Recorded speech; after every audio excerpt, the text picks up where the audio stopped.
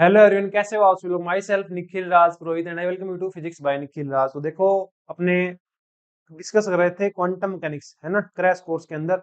और सबसे पहली बात भाई, 50% से ऊपर लोग ऐसे हैं जिन्होंने इस चैनल को अब तक सब्सक्राइब नहीं किया है ना।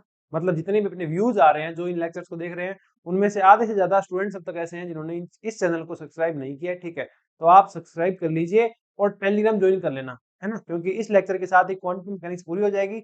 स्पेक्ट्रोस्कोपी रहेगी, वो नेक्स्ट लेक्चर में पूरी हो जाएगी। ठीक है, वो मैं उम्मीद करता हूँ मैं कल पढ़ लूंगा उसको। ठीक है, और संडे को वो आपको अपलोड कर देंगे।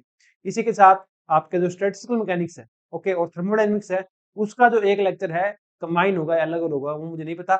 वो प्रिपेयर होके भी आपके लिए रेडी हो रहा है। ठीक है ना, अनुराधा मैम जो है अपने आरपीसी लेक्चर, उसका लेक्चर वो डाल देंगे। ठीक है, इसके बाद न्यूक्लियर या सॉलिड स्टेट फिजिक्स, आप कमेंट डाउन करना कि कौन सा लेक्चर अपने को डालना है। ठीक है, स्पेक्ट्रोस्कोपी संडे को डाल दूंगा, और न्यूक्लियर या सॉलिड स्टेट जो तुम बताओगे वो मैं ट्राई करूंगा कि वेडनेसडे तक डाल पाऊँ।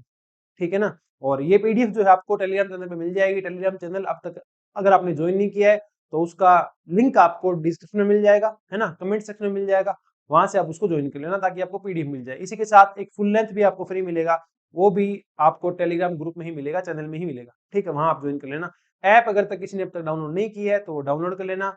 वहीं आपको जो फुल लेंथ है, फुल लेंथ वन जो फ्री रहेगा अपना, वो वहां आप ऑनलाइन अटेम्प्ट भी कर सकते हो। वहीं सबमिट करोगे ना, वहीं आपको आंसर की दिखेगी। ठीक है, तो वो आप देख लेना। अपने स्टार्ट करते हैं। अपने लास्ट लेक्चर तक जो है वो डिस्कस कर दिया था स्टेशनरी स्टेट्स, है ना। और इस सीरीज को तुम लोग काफी प्यार दे रहे हो, ऐसे ही प्यार बनाए रखना। मैं और मेहनत करता रहूंगा और बढ़िया कंटेंट जो है तुम्हारे लिए लेके आता रहूंगा, है ना। तो देखिए, अपने कहाँ थे।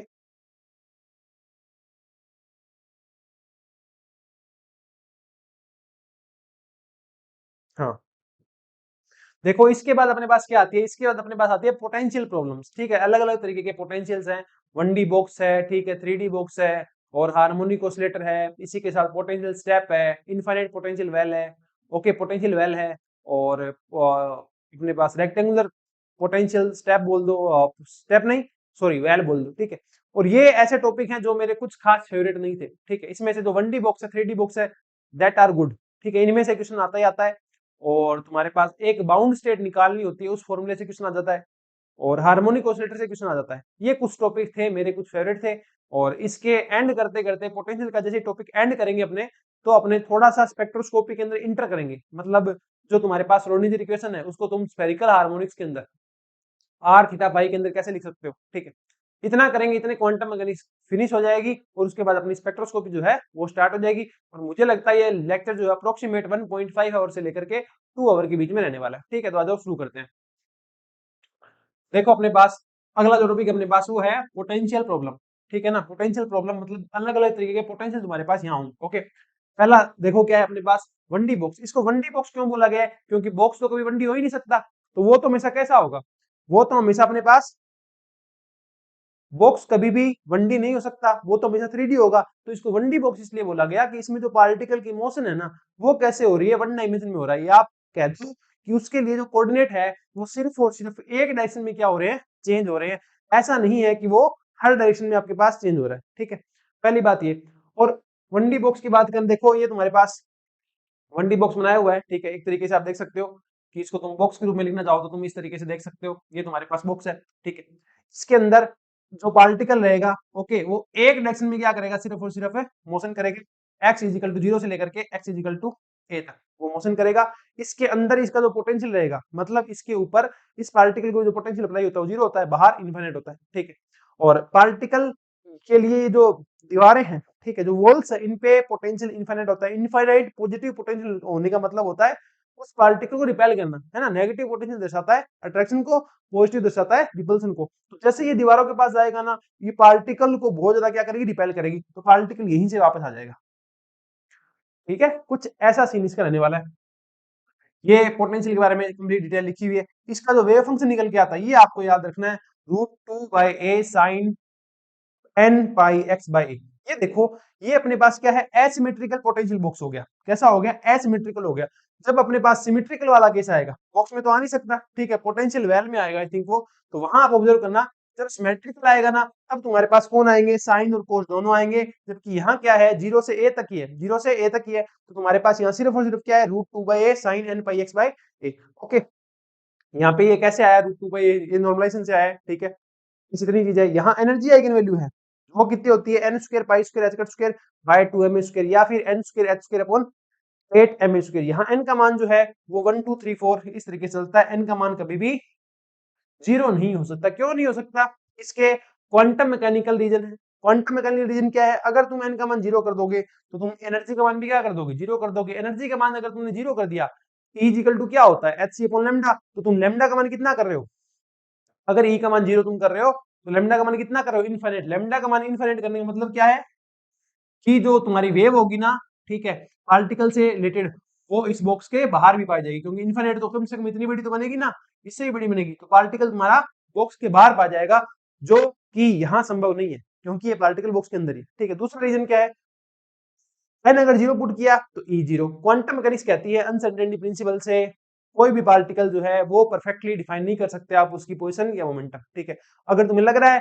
यहाँ वो परफेक्टली है तो वो यहाँ भी नहीं है, वो यहाँ भी क्या कर रहा है, ओसिलेट कर रहा है। ठीक है, ओसिलेट कर रहा है मतलब उसके पास एनर्जी है, तो कोई भी पार्टिकल कभी भी रेस्ट पर है ही नहीं, कोई भी सिस्टम कभी भी रेस्ट पे है ही नहीं, वो हमेशा मोशन करता रहेगा, तो उसकी एनर्जी कभी भी 0 नहीं हो सकती। ओके, बात यहाँ और देखो, एक बात यहाँ देखने वाली है कि जब आप वैल्यू पुट करोगे एन की, ओके, जब आप वैल्यू पुट करने जाओगे n की, तो आप देखोगे, ये देखो, सब एन के लिए देखो आप, एन इज इक्वल टू 1 है, तो एनर्जी कितनी थी, n square pi square h cut square upon 2m square, तो n is equal to 1 put किया तो ये आ गई, n is equal to 2 put किया तो ये आ गई, n is equal to 3 put किया तो ये आ गई, n is equal to 4 put किया तो ये आ गई। ओके, इस मान को इन्होंने इवन कह दिया, और ये सब में कॉमन है, तो यहाँ ये इवन E2, यहाँ ये इवन इवन इवन। ओके, यहाँ देखो प्रत्येक स्टेट की एनर्जी क्या है, अलग अलग है, क्या है, डिफरेंट डिफरेंट डिफरेंट है, तो यहाँ डी जनरेसी जो है वो नहीं है, अपरंचता नहीं है। अपरंचता कब होती, सेम एनर्जी के संगत तुम्हारे पास अलग अलग लेवल तुमको मिलते, जैसे कि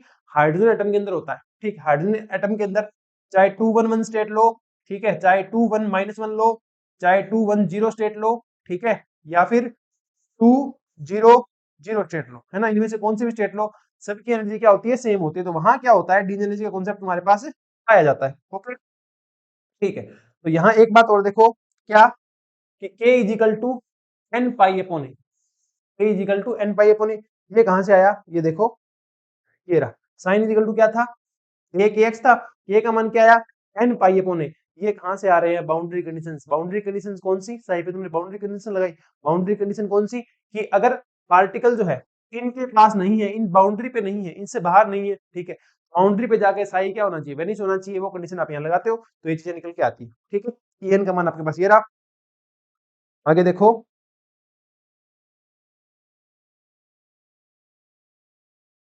हाँ कहाँ थे हम, यहाँ थे, है ना, के का मान क्या आ गया, ये आ गया। अब अच्छा, के का मान ये आया है, तो यहाँ पर आप के का मान क्या होता है, 2 पाई अपॉन लैम्डा, वहां से लैम्डा का मान भी निकाल सकते हो, और के क्या होता है, 2 M upon H cut square. ठीक है, तो यहाँ से आप एक बात देखो, जो ई एन आया ना आपका, वो कितना आया, N square H square upon 8 M square. Okay, E N जो है आपका वो एन स्क्वायर के क्या है, प्रोपोर्शनल है, मतलब जैसे जैसे एन बढ़ेगा, जैसे जैसे आपके नंबर्स बढ़ेंगे ना, आपकी एनर्जी भी क्या होगी, बढ़ेगी। दूसरी बात, ई ई जो है वो आप ऑब्जर्व करो, ई जो आपका यहाँ देख लो, ए स्क्वायर के डिसप्रोपोर्शनल है ना, एंटी प्रोपोर्शनल है, तो जैसे ही ए बढ़ेगा आपका ई का मान घटेगा, या जैसे ही ए घटेगा आपका ई का मान बढ़ जाएगा, है ना। तो आपके पास ये भी क्वेश्चन आ सकता है कि 1D बॉक्स है जिसकी जो लेंथ है तुम्हारे पास, है ना, डायमेंशन है वो इतनी है, ओके, तो दोनों के ग्राउंड स्टेट के अंदर एनर्जी किसकी ज्यादा होगी, तो वहां से भी क्वेश्चन आ सकता है। ओके, ये मैंने लिख दिया, एन बढ़ेगा, ई एन बढ़ेगा, गैप, और गैप का भी देखो, ठीक है, जैसे देखो यहाँ गैप कितना है, इसमें और इसमें 3 का, इसमें और इसमें 5 का, इसमें इसमें 7 का, मतलब आपका गैप भी क्या हो रहा है, बढ़ रहा है, गैप क्या हो रहा है, बढ़ रहा है। तो ये भी आप कह सकते हो कि एन बढ़ने के साथ साथ जो है वो डेल ई एन जो है एनर्जी लेवल्स का जो गैप है वो भी बढ़ता है। ओके, ये एन इज इक्वल टू 0 पे ई इज इक्वल टू 0 हो जाएगा, एन 0 नहीं हो सकता, क्यों नहीं हो सकता,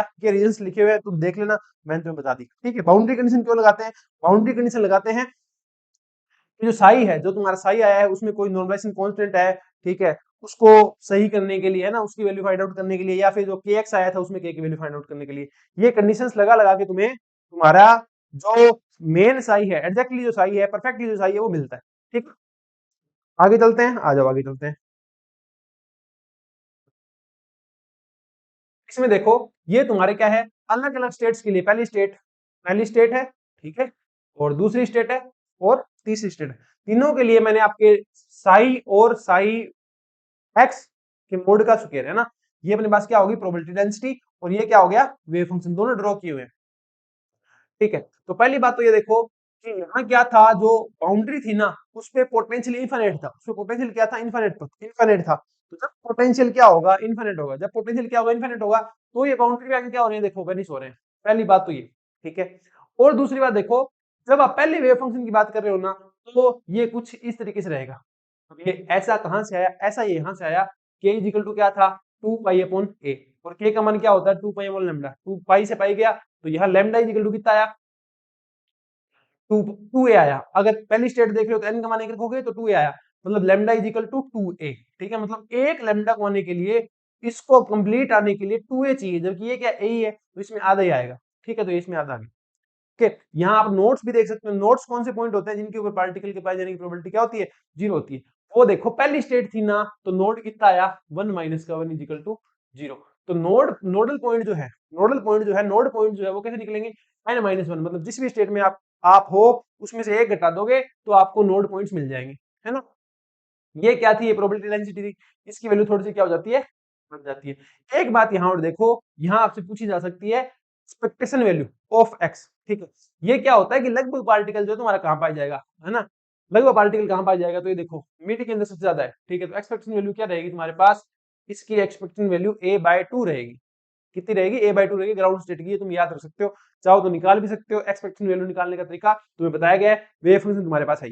ओके, इसी प्रकार यहाँ पे अगर अब तुम n का मान 2 पुट करोगे तो 2 से 2 जाएगा, तो लेमडा इजिकल टू क्या आ गया, a आ गया। लेमडा इजिकल टू a आना मतलब जो लेमडा है आपकी वो a में ही आ जाएगी। ठीक है, तो ये कुछ इस तरीके से तुम्हारा वेव फंक्शन आ जाएगा। अगर साई टू एक्स मोड का स्केल लोगे, ठीक है, तो ये तुम्हारे पास कितना आ जाएगा, किधर गया, ये जो दोनों साइड में पॉजिटिव आ जाएगा। ठीक है ना, ये क्या होता है, पॉजिटिव होता है। ओके, इसकी एक्सपेक्टेशन वैल्यू ये आई थिंक a/2 नहीं आएगी मेरे अकॉर्डिंग, a/2 नहीं आएगी, ये है ना यहाँ या यहाँ आएगी, है ना। तो ये रिजल्ट जो है वो मैंने गलत लिखा है, इसको मैं इरेज कर दूंगा, है ना। ये ग्राउंड स्टेट के लिए था तुम्हारे पास, और 99% चांसेस यही है कि आरपीएससी तुम्हें हमेशा, है ना, फर्स्ट ग्रेड के अंदर हमेशा ग्राउंड स्टेट के बारे में ही पूछेगी। 99% चांस यही है, चाहे एक्सपेक्टेशन वैल्यू हो, चाहे प्रोबेबिलिटी हो, चाहे और कुछ हो। ठीक है, ये तीसरा वाला देख लो, तीसरे वाले के अंदर क्या है, ठीक उसी तरीके से इसमें एक पिक बना, इसमें 2 आ गए, तो इसमें एक और ऐड कर दो, 3 आ जाएगा बस। इसको ऊपर लेके जाओ अगर आप क्या कर रहे हो, प्रोबेबिलिटी डेंसिटी की बात कर रहे हो तो बस। और दूसरी बात इसके अंदर ये है, दूसरी बार इसके अंदर ये है, इसमें 3 पॉइंट आ गए जहां तुम्हारा एक्स की एक्सपेक्टेशन वैल्यू। ठीक है, और तो क्या है इसके अंदर, कुछ नहीं है, वेव फंक्शन लिखना तुम्हें आ ही गया, एन का मान ही पुट करना है, एन का मान पुट करते जाओगे तुम्हारा वेव फंक्शन जो है अगली स्टेट का आता रहेगा। ठीक है, और ये सारी स्टेट परस्पर क्या होगी, ऑर्थोगोनल होगी। ठीक है ना, ऑर्थोगोनलिटी इधर से आएगी। ऑर्थोगोनलिटी दर्शाना मतलब, ऑर्थोगोनलिटी का मैंने लिखा होगा यहाँ कहीं ना कहीं, ठीक है, ऑर्थोगोनलिटी का मैंने लिखा नहीं, वही चीज है बस। ऑर्थोगोनलिटी क्या हो जाएगी, psi N star psi M B V is equal to 0, और कहां से, जहां भी ये फंक्शन तुम्हारा वैलिड है। ठीक है, ये कहा रहेगा, 0 रहेगा कब, जब n इजिकल टू क्या है, n नहीं है। जब n इजिकल टू n हो जाएगा तो ये वैल्यू 0 ना रहेगी, क्या हो जाएगी, 1 हो जाएगी। यही क्या है तुम्हारे पास, ऑर्थोनॉर्मेलिटी कंडीशन। ठीक है, तो देखो डिफरेंस क्या है, classical mechanical and quantum mechanical result.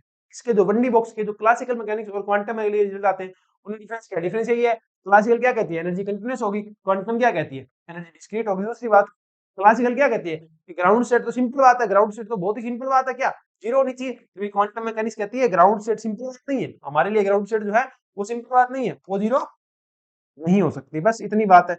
और तो इसके अलावा क्या है, और क्लासिकल मैकेनिक्स क्या कहती है, किसी भी स्टेट के अंदर जो तुम्हारा एक्स है, किसी भी स्टेट के अंदर जो तुम्हारा एक्स है, इसको तुम प्रिसाइजली माप सकते हो, जबकि क्वांटम मैकेनिक्स कहती है ऐसा नहीं है। ठीक है ना, और एक्स की एक्सपेक्टेशन वैल्यू का मान a/2 जो है, ये भी कहां से आता है, क्वांटम मैकेनिक्स से आता है। क्वांटम मैकेनिक्स से आता है, क्यों, सोचो एक बात, ग्राउंड स्टेट की बात कर रहा हूं मैं। ठीक है, क्लासिकल मैकेनिक्स क्या कर रही है, ये बॉक्स में है तो यहाँ जाके घूमेगा, यहाँ जाके घूमेगा, तो यहाँ से इसकी जो वेलोसिटी होगी वो क्या होगी, 0 होगी। अगर वेलोसिटी 0 हो रही है तो पार्टिकल मेनली यहीं पाया जाएगा। ये कौन कह रहा है, ये कह रहा है क्लासिकल मैकेनिक्स, जबकि क्वांटम मैकेनिक्स क्या करिए, कहाँ पाया जाए, पार्टिकल कहाँ पाया जाएगा, ग्राउंड स्टेट के अंदर a/2 पोजीशन के ऊपर मेनली, ठीक है। तो ये भी एक इनके अंदर एक मेजर डिफरेंस है। चलें आगे। ये आ गया अपने पास 3D बॉक्स। 3D बॉक्स क्या है तुम्हारे पास, 3D बॉक्स कुछ नहीं है, वहां सिर्फ एक डायमेंशन के अंदर चीजें चेंज हो रही थी, यहाँ क्या हो रही होगी, 3 डायमेंशन के अंदर चीजें चेंज हो रही होगी, ठीक है। जैसे कि एक्स चेंज हो रहा होगा, वाई चेंज हो रहा होगा और जेड चेंज हो रहा होगा। अब 1D बॉक्स का मतलब क्या हुआ, 1D बॉक्स का मतलब ये हुआ बाकी दो डायमेंशन कांस्टेंट है, उनके अंदर कहीं से कोई भी चेंज नहीं हो रहा, जबकि 3D बॉक्स में क्या है, तीनों जगह ही चीजें क्या हो रही है, चेंज हो रही है। ओके, तो इसका जो वेव फंक्शन आएगा वो क्या आएगा, psi X Y Z is equal to root 2/a sine n1 pi x by A root 2/b sine n2 pi y by b root 2/c sine n3 pi z by c। Okay, ठीक है। इसकी energy की बात करोगे, कुछ नहीं करना, तीनों को क्या कर दो, कंबाइन कर दो। तुम्हारे पास मान लो y के लिए 1D बॉक्स है, z के लिए 1D बॉक्स है और x के लिए 1D बॉक्स है, तीनों कंबाइन करोगे तो ये चीज क्या आएगी, कॉमन आएगी, और ये बनेगा n1 स्क्वायर बटा a square plus n2 square बटा b square plus n3 square बटा c स्क्वायर। इस चीज को तुम ऐसे भी लिख सकते हो, कोई ज्यादा बड़ी बात इसमें नहीं है। अगर ये क्यूब हो, यहाँ ये क्या माना है, इसको क्यूबॉइड माना है कि तीनों की डायमेंशन क्या है, अलग अलग है। अगर सेम होंगे तो ए बी सी को आप क्या लिख सकते हो, ए लिख सकते हो। ए लिखोगे तो उस केस में ए स्क्वायर क्या आ जाएगा, कॉमन आ जाएगा, ये लो ए स्क्वायर कॉमन लोगे तो ये हो जाएगा, ये ए क्यूब है, ध्यान रखना, ठीक है। तो ये आपका sine n1 pi x by a sine n2 pi x by a sine n3 pi x by a, मतलब ये तो आ गया क्यूब के लिए। अगर क्यूबॉइड होगा तो आपके पास यहाँ ए की जगह ना क्या रह जाएगा, बी सी और ए रह जाएगा, ठीक है। ये छोटी सी बातें हैं, चलें आगे, आ जाओ। ये छोटी सी बात के अंदर अब आ गई अपने पास एनर्जी। ये यहां से एक बढ़िया क्वेश्चन बनता है कि जो एनर्जी है वो यहाँ कैसे आएगी, वो मैंने वहीं लिखी थी, सेम टू सेम आ जाएगी। जो ए स्क्वायर है वो बाहर आ जाएगा और वो इन्होंने इसके नीचे लिख दिया, ठीक है। इस चीज को तुम जाओ कहाँ, 1D बॉक्स के अंदर क्या लिखा हुआ है, इस चीज को उन्होंने इवन लिखा हुआ है, तो इसको अपन ने भी क्या लिख दिया, इसको इवन लिख दिया, ठीक है। छोटी मोटी गलतियां हैं, मैंने यहाँ ही लिख दिया था, तो इसको इवन लिखना है। ओके, अरे सॉरी, इवन नहीं लिखना, इसको इसको ई लिखना है। देखो ये n1 n2 n3 तीनों पे डिपेंड करता है, ये n1 n2 n3 तीनों पे क्या कर रहा है, डिपेंड कर रहा है, बस इतनी सी बात है। अच्छा, तो ये तीनों पे डिपेंड कर रहा है, ठीक है। तो तीनों के बढ़ने के साथ साथ, तीनों के बढ़ने के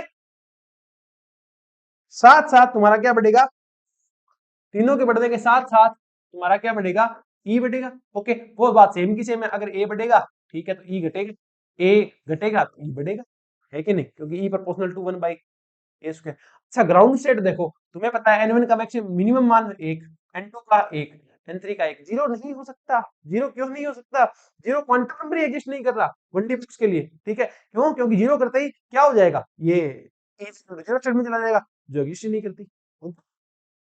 तो ये क्या होगा, 1 1 1, तो मिनिमम 3, तो ये क्या आएगा, 3 h स्क्वायर बटा 8 m स्क्वायर। ये तुम्हारी ग्राउंड स्टेट की एनर्जी है, जो याद करो 1D बॉक्स के अंदर इसका मान जो था, इसका मान जो था वो इवन था, तो ये 3 इवन हो गई।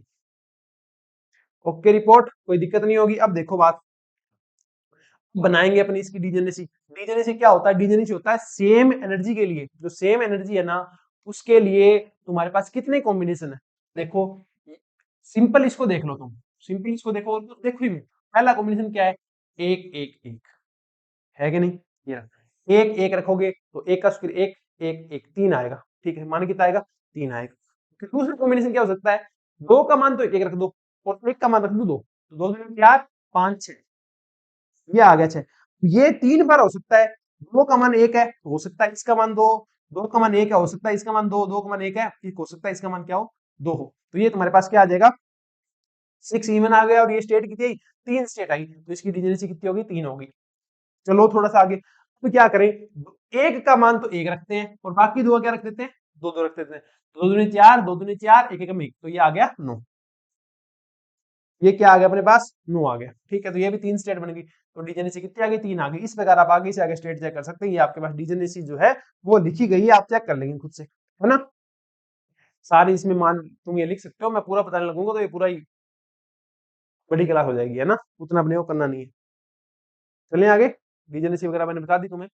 इसके बाद क्या आता है, अगर 2D का केस होगा तो क्या करना है, 2D का केस होगा तो कुछ नहीं करना, जो Z वाला है ना उसको काट दो, एक्स और वाई में लेके बैठ जाओ बस, फिर ये तुम्हारा काम हो जाएगा, कोई दिक्कत तुम्हें नहीं आएगी, ठीक है। तो उस केस के अंदर साइज जो कितना हो जाएगा, √2 pi a root two by a sine n one x pi by A root two by a sine n two pi y by a. अच्छा, ये दोनों सेम थे तो ये हो गया, मतलब तुम्हारे पास अलग अलग होते तो ए बी हो जाता। बस इतना ही, इसमें और कुछ नहीं, ठीक है। इसके बाद देखो क्या है, एनर्जी वगैरह ये आ गई और वेव फंक्शन ये आ गया। मेन चीज यहाँ क्या है, मेन चीज दो ही चीज है, एक तो वेव फंक्शन और एक एनर्जी, वो तुम थोड़ी सी देख लेना, ठीक है। इसके बाद अपने पास क्या आता है, infinite potential well. Infinite potential well, ठीक है। ये अपने पास इनफाइनाइट पोटेंशियल वेल है, ठीक है, कुआ है एक तरीके से तुम कह दो, ठीक है। और ये कैसा केस है, सिमेट्रिकल केस है। कैसे सिमेट्रिकल केस है, माइनस ए बाई टू से लेकर के ये कहां तक है, प्लस ए बाई टू तक है। आरपीएससी जो है ना, वो यही वाला केस पूछती है, माइनस ए बाई टू से लेकर के प्लस ए बाई टू तक वाला। सीबीएस की जो बुक है उसमें माइनस ए से लेकर के प्लस ए वाला भी है, कोई दिक्कत वाली बात नहीं है। अगर ऐसा आता है तो इसकी लंबाई क्या बनी, ए बनी, उसकी क्या बनेगी, टू ए बनेगी। तो जहां जहां ए है वहां वहां टू ए रख देना, तुम्हारा सीबीएच वाले रिजल्ट जो है वो मैच हो जाएंगे, ठीक है। कोई सीबीएच से अगर पढ़ रहा हो तो अपने पास क्या था, हाँ, ये सिमेट्रिकल है, जैसा ये इस साइड में है उतना ये इस साइड में है ना। ये माइनस वाली वैल्यू के लिए, प्लस वाली वैल्यू के लिए, ओके। ये मैं इरेज कर देता हूँ कचरा जो भी मैंने लिख दिया। इवन पोटेंशियल, इवन पोटेंशियल है, सिमेट्री आ गई ना, तो इसको बोलते हैं इवन पोटेंशियल। मतलब v माइनस एक्स रखोगे तो वही v प्लस एक्स हो जाएगा, ठीक है। और पोटेंशियल कैसे है, ये तुम देख सकते हो, ए टू से छोटा मान है, ए बाई टू से छोटा मान मॉडुलस के अंदर, मतलब चाहे तो प्लस ए बाई टू से छोटा और इधर हो, चाहे माइनस ए बाई टू से इधर हो, ठीक है। इधर क्या रहेगा, पोटेंशियल जीरो रहेगा, बाकी स्टेट के लिए पोटेंशियल क्या रहेगा, इन्फिनिट रहेगा। सेम की सेम बात है। अब इस चीज को मैंने दो तरीके से लिखा हुआ है, ये मॉडुलस फंक्शन के बारे में आपको पता ही होगा, ठीक है। या इतनी जानकारी नहीं हो तो ये लिख देना, एक ही बात है, ठीक है। चलें आगे, आ जाओ, ये रहा, ये आ जाएंगे इसके वेव फंक्शन। इसके क्या आ जाएंगे, वेव फंक्शन। अब देखो, जो वन डी बॉक्स तुमने पढ़ा था ना, वो एसिमेट्रिकल था, एक तरीके से तुम सोचो तो वो जीरो से ए तक है, ए से माइनस ए तक तो कैसे हो, ठीक है। वो जीरो से ए तक था तो वो एक तरीके से एसिमेट्रिक था। तो सिमेट्री, सिमेट्रिक आते ही क्या आते ही, सिमेट्री आते ही क्या हो जाएगा, देखो,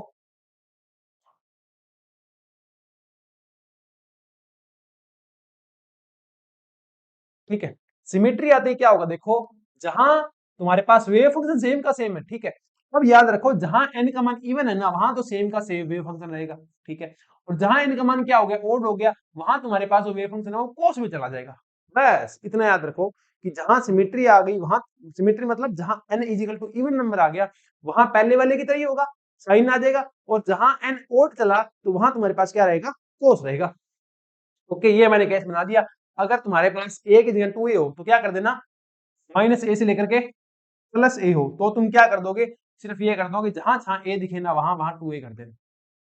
जैसे कि इसमें क्या एन बाई एक्स अपॉन ए है तो यहाँ टू ए हो जाएगा, टू बाई टू ए तो यहाँ टू ए हो जाएगा, यहाँ टू ए हो जाएगा, यहाँ टू ए हो जाएगा, बस।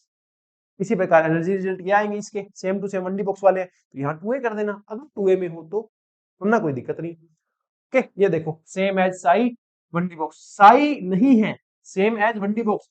एनर्जी आइगन वैल्यू क्या है वन डी बॉक्स की तरह, पर साई क्या है, वो वन डी बॉक्स की तरह नहीं है। क्यों नहीं है, क्योंकि यहाँ क्या आ गए, सिमेट्रिक केस आ गया, बस इतना ही समस्या है, और कोई दिक्कत नहीं है, ठीक है। ये तुम ईजीएस जो है वो निकाल सकते हो, सेम की सेम आ रही है, कहीं कोई समस्या नहीं है, ठीक है। और ये सेम के सेम उसके ग्राफ है, तुम चेक कर सकते हो, मैंने बना दिए।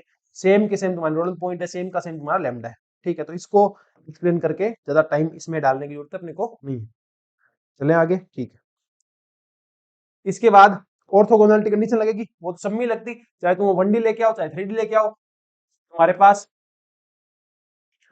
जो साई एन है, ठीक है ना, जो तुम्हारे जो भी तुम्हारे पास क्या है, साई एन है, ओके, उनके साई एम और साई एन है, ठीक है। तो उसमें ऑर्थोगोनलिटी कंडीशन लगेगी, अगर दोनों सेम है वेव फंक्शन, ठीक है, तो ये वन आ जाएगा, अगर दोनों अलग अलग है तो ये जीरो आ जाएगा। अगला क्या आता है, पोटेंशियल, ठीक है।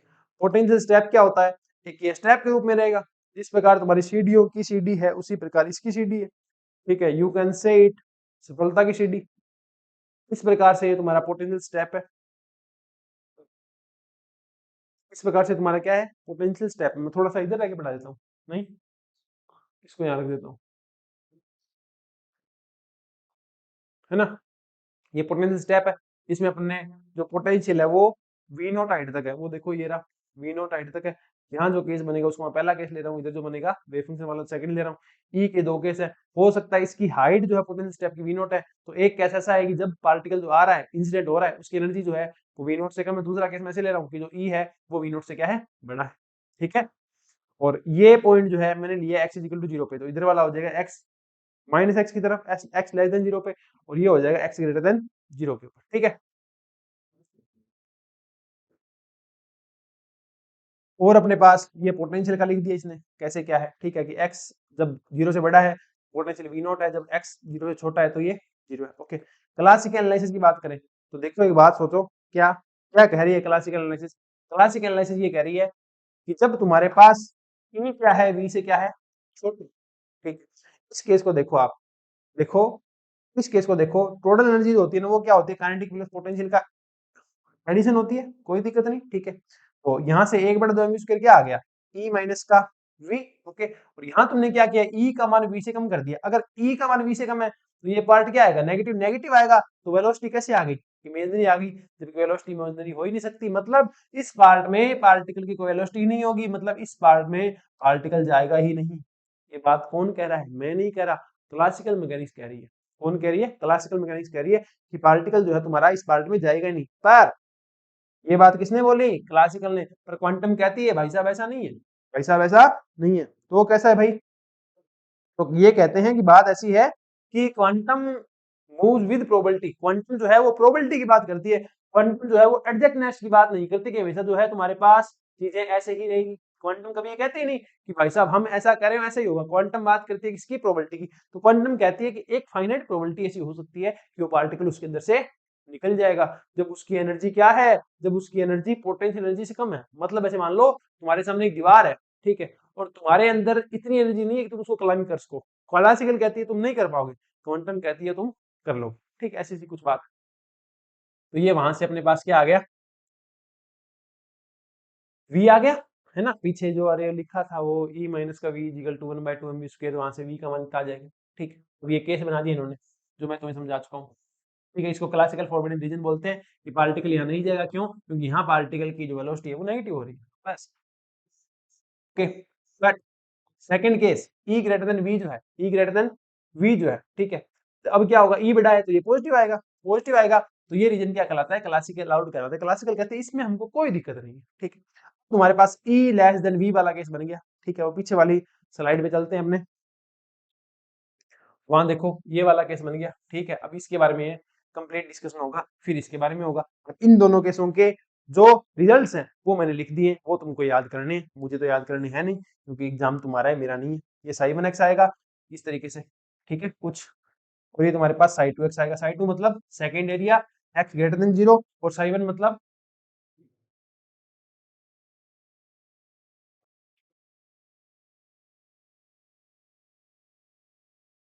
हाँ साई टू कितना आएगा, कहाँ आ गए अपने, यहाँ आ गए ना। हाँ साइड टू का मतलब क्या है, जो विवो CD है ये स्टार्ट यहाँ से स्टार्ट होने तो इसकी इस साइड ये आएगा।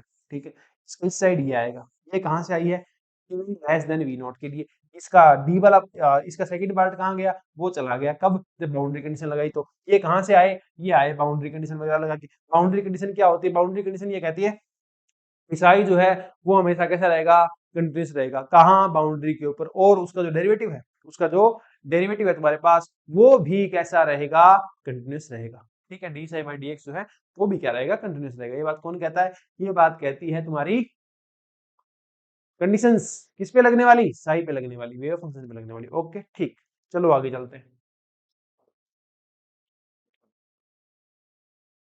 ट्रांसमिशन प्रोबेबिलिटी, प्रोबेबिलिटी डेंसिटी, ये भाई इंपॉर्टेंट टॉपिक है। ठीक है, और मुझे ऐसा लगता है इस जो मैं तुमको पढ़ा रहा हूँ अभी, ठीक है, ये पोटेंशियल स्टेप वाला, इसमें से सिर्फ यही वाला केस इंपॉर्टेंट मुझे लगता है, ऐसा है। ठीक है, और मुझे लगता है तो 3.5 साल के एक्सपीरियंस को ऐसा लगता है, तो ठीक ही बोल रहा होगा, एक्सपीरियंस है ना। तो देखो पी एक्स इजिकल टू क्या हो जाता है, D square E to power minus का 2 अल्फा एक्स। अब ये कहाँ से आया क्या नहीं आया, वो कंप्लीट डेरिवेशन अपने को नहीं देखना है ना। देखना हो तो तुम्हारे पास प्ले लिस्ट पड़ी है नीचे डिस्क्रिप्शन के अंदर, क्वांटम की पूरी, वहां देख लेना, वहां सब करवाए हुए, कहाँ से क्या आ रहा है सब, यहाँ डी क्यों आया, यहाँ ये क्यों आया, सब करवाया हुआ। ठीक है, अब देखो ये तुम्हारे पास क्या है, प्रोबेबिलिटी डेंसिटी। ठीक है, क्वांटम मैकेनिक्स क्या कहती है? क्वांटम मैकेनिक्स ये कहती है, इसको देखो, ट्रांसमिशन प्रोबेबिलिटी डेंसिटी मतलब जो तुम इसको इंसिडेंट वाली प्रोबेबिलिटी डेंसिटी, इंसिडेंट जो तुम कर रहे हो बाहर कितना निकल जाएगा, मतलब इसकी एनर्जी जो है पार्टिकल की उस वी नॉट से कम है, उसके बावजूद भी वो उस क्षेत्र में प्रवेश कर जाएगा। कौन से क्लासिकल फॉरबिडन, क्लासिकल कह रही है यहाँ आ मत जाना, फिर भी क्वांटम कह रही है तो आएगा, फाइनाइट प्रोबेबिलिटी के साथ आएगा। दिस इसीलिए अपने पास क्या आई है, ट्रांसमिशन प्रोबेबिलिटी डेंसिटी आई है, ठीक है। और ये कहती है फाइनाइट प्रोबेबिलिटी डेंसिटी आ रही है, मतलब उसमें फाइनाइटली पाया जा सकता है, चांस है उसके पाए जाने के। हाँ ये बात अलग है, यहाँ ये ऑसिलेटरी मोशन के रूप में था और यहाँ ये डिकेइंग के रूप में होगा, डिकेइंग के रूप में होगा। तो ये सेम वो केस है जो अल्फा पार्टिकल पेनिट्रेशन में होता है। अल्फा पार्टिकल के पास उतनी एनर्जी नहीं है कि वो नाभिक का जो वो विभेद के निकल सके, ठीक है ना, परमाणु के अंदर जो नाभिक है उसमें विभेद के अल्फा पार्टिकल निकल सके, अल्फा पार्टिकल के पास इतनी एनर्जी नहीं है, पर अल्फा पार्टिकल निकलता है, अल्फा पार्टिकल निकलता है, ठीक है। वो कैसे निकला, क्वांटम के अकॉर्डिंग निकल गया, ओके ठीक है। अब देखो बात यहाँ एक चीज और समझो, क्या कि जब ये आ गया तो यहां से तुम्हारे पास एक्स की जगह ले लो तुम डेल एक्स, ठीक है। और डेल एक्स क्या कहलाता है, पेनिट्रेशन डेप्थ। पेनिट्रेशन डेप्थ की डेफिनेशन क्या होगी, पेनिट्रेशन डेप्थ या पेनिट्रेशन डिस्टेंस। इस डेल एक्स का मान अगर तुम 1/2 अल्फा रख दो, 1/2 अल्फा रख दो तो क्या हो जाएगा, 2 अल्फा 2 अल्फा गया, ये पी एक्स बन गया अपनी मैक्सिमम वैल्यू का ईवा भाग, ठीक है। तो वो डिस्टेंस क्या, इसके बाउंड्री से अंदर की तरफ वो डिस्टेंस जहां पर जो प्रोबेबिलिटी है, प्रोबेबिलिटी डेंसिटी है वो अपनी मैक्सिमम मान की 1/e गुना रह जाती है, क्या कहलाती है, पेनिट्रेशन डेप्थ कहलाती है। क्वेश्चन आ सकता है यहाँ से, ओके। ये डेल एक्स का मान था, ये 1/2 अल्फा था, अल्फा का जो मान था वो मैंने यहाँ रख दिया, तो तुमको डेल एक्स का जो मान है वो भी यहाँ मिल गया। अरे डेल एक्स का मान ये मिल गया। अब एक बात देखो, इससे बात जो है वो आप इससे देखो, क्या देखो, जो आपकी पेनिट्रेशन डेप्थ है डेल एक्स जो है ना, वो इन पे डिपेंड कर रही है, इन पे डिपेंड कर रही है। तो हम क्या करें, ये देखो, सिंपल सी बात सोचो, ठीक है। अगर किसी की एनर्जी ज्यादा है तो वो ज्यादा पेनिट्रेट करेगा, अगर किसी की एनर्जी कम है तो वो कम पेनिट्रेट करेगा, ठीक है ना। पोटेंशियल का मान क्या है, बहुत ही क्या है, हाई है, ठीक है। एनर्जी क्या है, बहुत ही लो है, तो वो बहुत जल्दी अपना पी नॉट बटा ई मान पे पहुंच जाएगा। पोटेंशियल का मान कम है तो उसको बहुत टाइम लगेगा 1/e गुना होने में। ये बात थोड़ी समझो, देखो जब ई बढ़ता है, जब ई बढ़ेगा तो ये घटेगा, ई बढ़ेगा तो ये घटेगा, ये घटेगा तो ये बढ़ेगा, डेल एक्स बढ़ गया। एनर्जी होते ही बहुत टाइम लगेगा उसको 1/e करने में, एनर्जी घटते ही इसको टाइम नहीं लगेगा। पोटेंशियल घटते ही, पोटेंशियल घटते ही तो बहुत दूर जाकर के 1/e गुना होगा, पोटेंशियल बढ़ते ही, ठीक है, कितना पोटेंशियल है ये तो हाथ में आ जाएगा, तो इसका मान घट जाएगा, ठीक है। ये छोटी सी बात है। और अगर चले क्लासिकल मैकेनिक्स की ओर, कैसे चले क्लासिकल मैकेनिक्स की ओर भाई साहब, अगर पोटेंशियल क्या हो जाए, पोटेंशियल वैल्यू क्या हो जाए, इनफाइनाइट बट जैसा हो जाए, कैसा हो जाए, इनफाइनाइट जैसा हो जाए, तो वो डेल एक्स क्या हो जाएगा, जीरो हो जाएगा। मतलब इतनी ऊंची दीवार हो और तुम्हारी एनर्जी इतनी सी हो, तुम जा ही नहीं पाओगे, तुम्हारी पेनिट्रेशन मतलब तुम्हारे पी नॉट बटा ई कब होगी, तुम हाथों हाथ, है ना, उसी जगह हो जाओगे। तो del X equal to zero. ये भी थोड़े से रिजल्ट हैं जो आप याद रख सकते हैं, ओके। चलें नेक्स्ट टॉपिक की ओर, क्या है, नहीं नेक्स्ट टॉपिक कहाँ, अभी तो बहुत कुछ बाकी है इस कहानी में, रुको जरा सब्र करो। देखो इंसिडेंट प्रोबेबिलिटी डेंसिटी क्या आएगी, जो तुम्हारे पास कौन सा वाला केस चल रहा है, ई लेस देन वी नॉट वाला चल रहा है, पहली बात तो ये। दूसरी बात, इंसिडेंट प्रोबेबिलिटी डेंसिटी जो आएगी वो तुम्हारे पास ये आएगी, ये फाइनल रिजल्ट्स हैं भाई, तुम याद रख सकते हो, कोई दिक्कत नहीं, और इनसे कोई काम की चीज नहीं पूछी जाएगी। सिर्फ रिफ्लेक्शन कोफिशिएंट और ट्रांसमिशन कोफिशिएंट देख लो वो कितने आएंगे, वो आते हैं जे आर बटा जे आई, कहाँ गया जे आई, और जे टी बटा जे आई, है ना। Incident probability density with compare में तुम्हारे पास रिफ्लेक्शन वाली और ट्रांसमिशन वाली देखनी है अपने को। ठीक है, और इस केस के अंदर वो कितनी आती है, आर इजिकल टू 1 आती है, जब ई क्या है, लेस देन जीरो है। नहीं नहीं नहीं नहीं, रुको रुको रुको, इस केस के अंदर देख लो, जब तुम्हारे पास आर क्या आता है, 1 आता है, तो टी क्या जाएगा, जीरो आ जाएगा, ठीक है। T is less than V naught लिखो यहाँ पे, आर 1 आ जाएगा और टी क्या आ जाएगा, जीरो आ जाएगा, मतलब लगभग सारे के सारे पार्टिकल्स वो क्या करेंगे, रिफ्लेक्ट करेंगे और ट्रांसमिशन क्या हो जाएगा, जीरो हो जाएगा, ठीक। ओके, इसके बाद अपने पास क्या आता है, सेकंड केस आता है। सेकंड केस देखो, T greater than V naught, ये कोई खास नहीं है, इससे कोई खास नहीं आएगा, ठीक है। फिर भी इसके आर और टी देख लो आप, आर और टी देख लो, उनकी वैल्यू इतनी इतनी आती है। एक बात हमेशा याद रखना, R plus T is equal to 1, reflection coefficient plus transmission coefficient is equal to 1। इसकी ग्राफ है, इसकी ग्राफ देखो, जब वी नोट बाई ई का मान 1 हो जाएगा, जब वी नोट बाई ई का मान कह दो क्या हो जाएगा, 1 हो जाएगा तुम्हारे पास, ठीक है। जब ये 0, ये वाला पार्ट 0 और ये वाला पार्ट भी 0, तो ये बनेगा 1, ये लो 1 बन गया, ठीक है। ई बड़ा है ना, अगर वी नोट बड़ा होता तो ये तो 1 से बड़ा जाता। हाँ सही लिखा है मैंने, कोई दिक्कत नहीं है, ठीक है।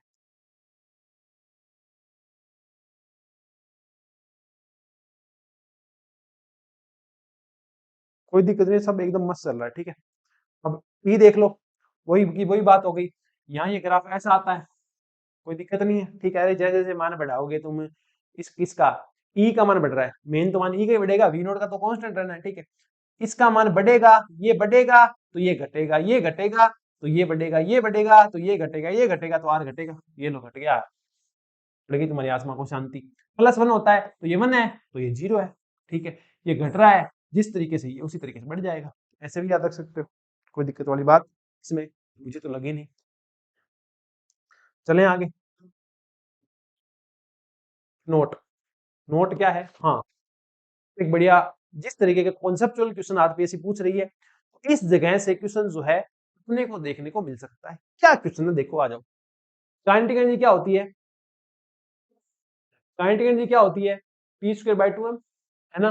और पी क्या होता है, एच कट के, तो एच कट स्क्वायर के स्क्वायर बाय 2m, ओके। के ई काइनेटिक एनर्जी क्या होती है, ई माइनस का वी, कोई दिक्कत नहीं है। तो यहाँ से के क्या आ जाएगा, यहाँ से के का मान आएगा root 2m E minus V बटा एच कट स्क्वायर, और के क्या होता है 2 पाई अपॉन लैम्डा। तो यहाँ से आप ये देखो, लैम्डा जो है वो प्रोपोर्शनल किसके है, रूट, इस प्रोपोर्शनल किसके, रूट ई माइनस वी के, और के जो है वो प्रोपोर्शनल है ई माइनस वी के।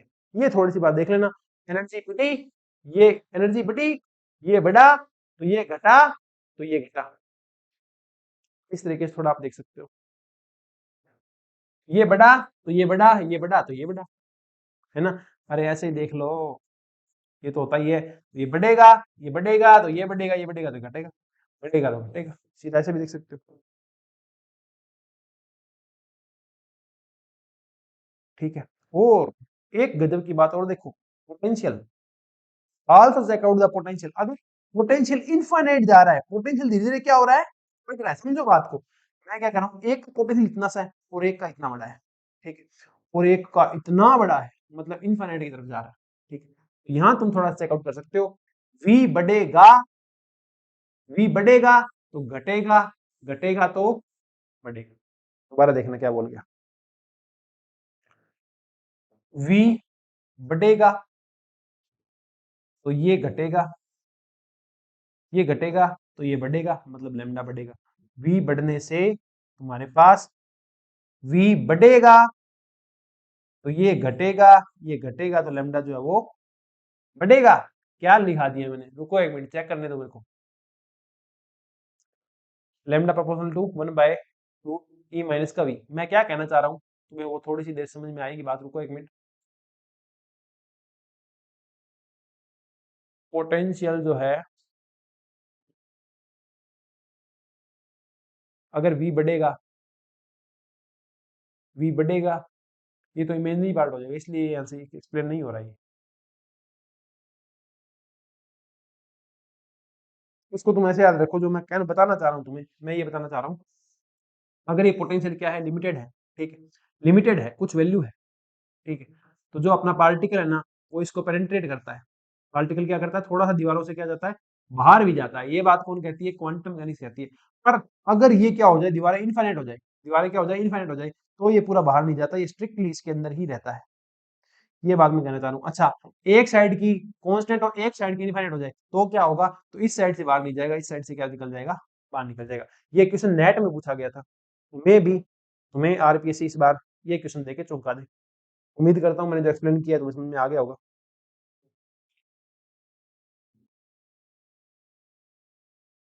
हाँ, अगला आता है rectangular potential barrier. Rectangular potential barrier देखें उससे पहले तुम ध्यान देना थोड़ा सा कि अपनी जो वेबसाइट है उस पर जा करके तुम क्लास नोट्स जो है, जिसको ऐसा लगे कि सर मेरा ये सब्जेक्ट कंप्लीट नहीं है, ठीक है, तो आप क्लास नोट्स से आपका जो कंटेंट बाकी रह गए, चाहे वो नई वाली एमएससी पोर्शन का हो, चाहे बीएससी का कोई पोर्शन हो, वहां से आप कंप्लीट कर सकते हैं। या फिर जो अपने टेस्ट सीरीज चल रही है, टेस्ट सीरीज है ना, सारे तरीके की अवेलेबल करवा दी है तुम्हारे लिए, ठीक है। फुल लेंथ चाहे 10 हो चाहे 5 हो, दोनों अवेलेबल है।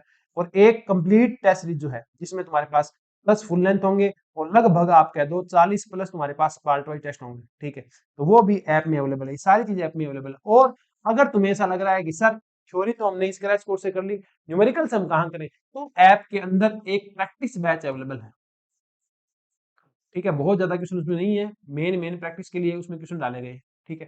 तो वो आप ज्वाइन कर सकते हैं, उसकी आपकी प्रैक्टिस जो है ना वो बढ़िया हो जाएगी, ठीक है। इतनी बात है।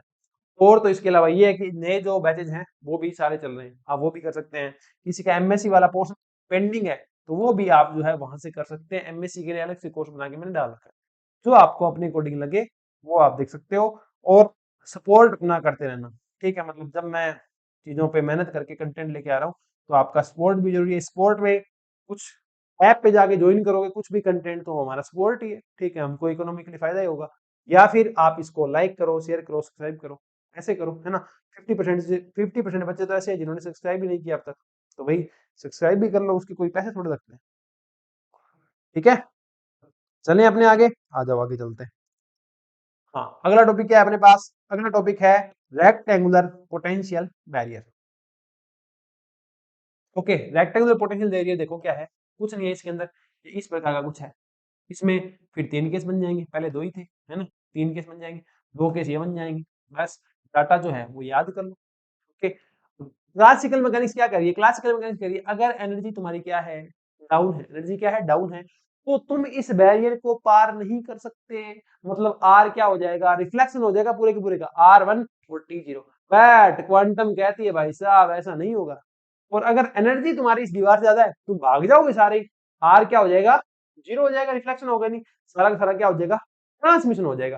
क्वांटम कहती है ऐसा नहीं है भाई साहब, थोड़े से चेंज आएंगे इसमें। ओके, तो ये देखो इनके जो रिजल्ट्स हैं, ई लेस देन वी नोट के लिए आप ये देखो पहले, ठीक है। आर का मान आएगा इतना, ठीक है, टी का मान आएगा इतना, ओके। इन पे केस बनाने हैं अलग अलग। अगर पार्टिकल की एनर्जी क्या है, बहुत ही ज्यादा है, देखो अगर ई क्या है, इनफिनिट है, ई क्या होगा, अगर तुम्हारे पास इनफिनिट होगा ना तो तुम क्लासिकल में पहुंच गए। एक्सट्रीमम जब वैल्यू आएगी, एन का मान जब इन्फिनिटी आएगा, पोटेंशियल का मान जब इन्फिनिटी करोगे, ई का मान जब इन्फिनिटी करोगे, तुम पहुंच जाओगे कहां, क्लासिकल में। तो ई इन्फिनिट कर दिया, इतनी ज्यादा एनर्जी है वो किसी के बाप से नहीं रुकेगा, नहीं रुकेगा, तो ट्रांसमिशन जीरो। क्या लिख दिया ये मैंने, रुको रुको रुको, एक सेकंड रुको आप, मैं बताता हूँ तुम्हें मैंने क्या लिख दिया।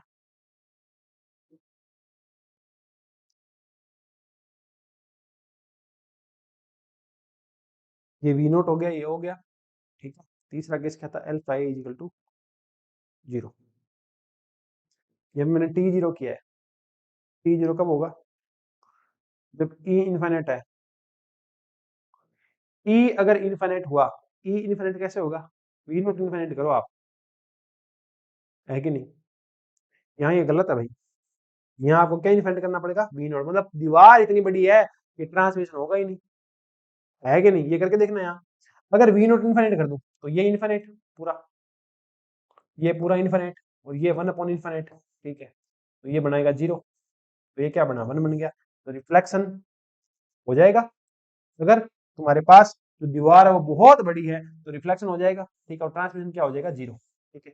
एक्सट्रीम पे जाते ही क्लासिकल रिजल्ट की तरफ तुम चले गए हो, ठीक है। केस टू क्या है, केस टू है जब ई और वी नोट लगभग क्या हो, बराबर, क्या हो,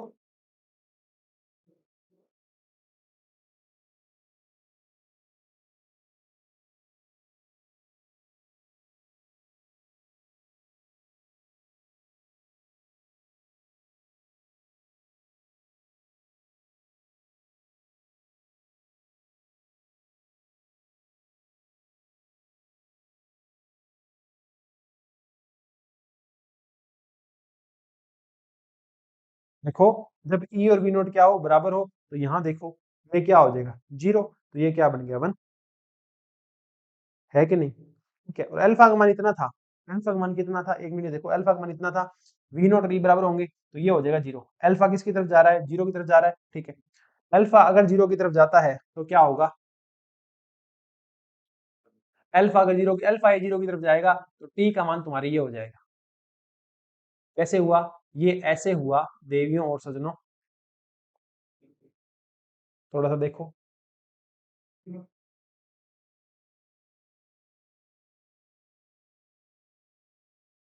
अल्फा ए का मान जीरो की तरफ जा रहा है तो आप ये देखो ये क्या हो जाएगा, जीरो। तो टी का मान क्या हो जाएगा, टी वन की तरफ जाएगा। टी अगर वी नोट की तरफ जाता है तो अल्फा टेंस टू जीरो, और अल्फा अगर टेंस टू जीरो आता है तो, अरे ये अलग अलग रिजल्ट है भाई, तुम देख लेना, मुझे इतना इसके याद नहीं है सिस्टम क्या किसे क्या है। ठीक है, अल्फा नोट अगर जीरो की तरफ जाता है टी का मान ये आएगा, तुम देख लेना। ठीक है, इनसे क्वेश्चन भी आना नहीं है। जो तुम्हारे पास एक ये अच्छा क्वेश्चन है, ओपेसिटी या स्ट्रेंथ या पावर ऑफ द बैरियर की पावर, जो बैरियर है उसके पास कितनी पावर है। ठीक है, वो कितना तगड़ा है वो किससे पता चलता है, वो पता चलता है M A naught V naught बटा टू एच स्क्वायर से। अब देखो ये ए क्या है, उस बैरियर की डिस्टेंस है कि वो कितनी दूरी तक फैला हुआ है, तो M A square V naught. अब ये वी नोट स्क्वायर होगा तो उसकी स्ट्रेंथ बढ़ेगी, मतलब वी नोट मतलब उसकी हाइट, जितनी उसकी हाइट बढ़ेगी उतना ही तगड़ा क्या हो जाएगा, उसकी स्ट्रेंथ हो जाएगी। ठीक है, ए नोट मतलब जितनी ज्यादा इसकी लेंथ बढ़ रही है उतना ही बैरियर क्या हो रहा है, स्ट्रॉन्ग हो रहा है। ये बात तुम्हें यहां से दिख रही होगी। ठीक है, इस चीज को क्या बोलते हैं, M A square V naught बटा टू एच स्क्वायर, इसको बोलते हैं स्ट्रेंथ ऑफ बैरियर।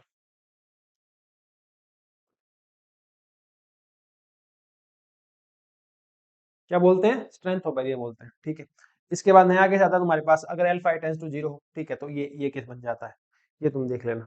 ओके, चलें आगे। अलग अलग केस है जिनके फाइनल रिजल्ट याद रखने हैं, मेरा ये सबसे कम इंटरेस्ट वाला टॉपिक था हमेशा ही। ठीक है, अब बात ये आगे देखो, ये ग्राफ है ना थोड़ा सा इंपॉर्टेंट है, टेक्निकल चीजें इसमें काफी है, तो यहाँ से क्वेश्चन तुमसे पूछ सकता है, मुझे ऐसा लगता है। ठीक है, अगर तुम्हारे पास ई जो है उसका मान वी नोट छोटा है, क्लासिकल क्या कहता है, पेनिट्रेट नहीं करेगा, क्वांटम कहती है पेनिट्रेट करेगा, लिंक करेगा। यही आता है तुम्हारे पास अल्फा पार्टिकल डिके वाला। ठीक है, तो ये तुम्हारा जो पार्टिकल था फ्री माइंड था, यहाँ कोई पोटेंशियल है नहीं, तो ये आराम से जा रहा है ओसिलेटरी मोशन करते हुए। ठीक है, यहाँ भी कोई दिक्कत नहीं है, तुम्हारे पास क्या नहीं है, तुम्हारे पास यहाँ भी नहीं है, तो यहाँ भी ये ओसिलेशन करते हुए जा रहा है। पर एक डिफरेंस देखो, दोनों में डिफरेंस क्या है, एम्पलीट्यूड घट गया, नंबर ऑफ पार्टिकल्स घट गए। कैसे घटे वो समझो बात। ठीक, इसमें क्या है, इसमें ये जाएगा डिकेइंग के रूप में, किसमें जाएगा, डिकेइंग के रूप में, क्वांटम मैकेनिक्स अकॉर्डिंग। तो ये यहाँ डिके करते हुए जाता है, जब डिके करते हुए जाएगा तो यहाँ अगर 100 पार्टिकल थे तो यहाँ 100 नहीं पहुंचेंगे, यहाँ मान लो 50 पहुंचे, तो एम्पलीट्यूड क्या हो गया, घट गया। बस इतनी सी बात है। ठीक है, सेकंड केस देखो, सेकंड केस अपने पास यहाँ क्या,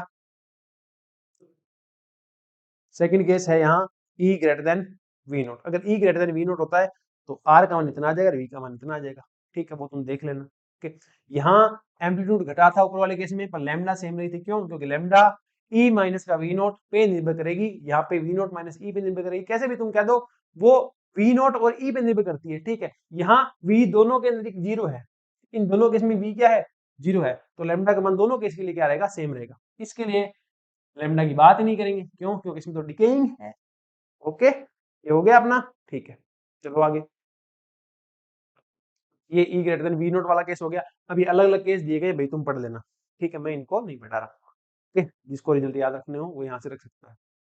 उसके बाद आ गया square well of finite depth. ठीक है, कि है ना वो डेप्थ में है, इस बार वो क्या है, एक गड्ढा है। ठीक है, ये देखो ये वाली चीज जो है, इसको इधर ले आओ अपने,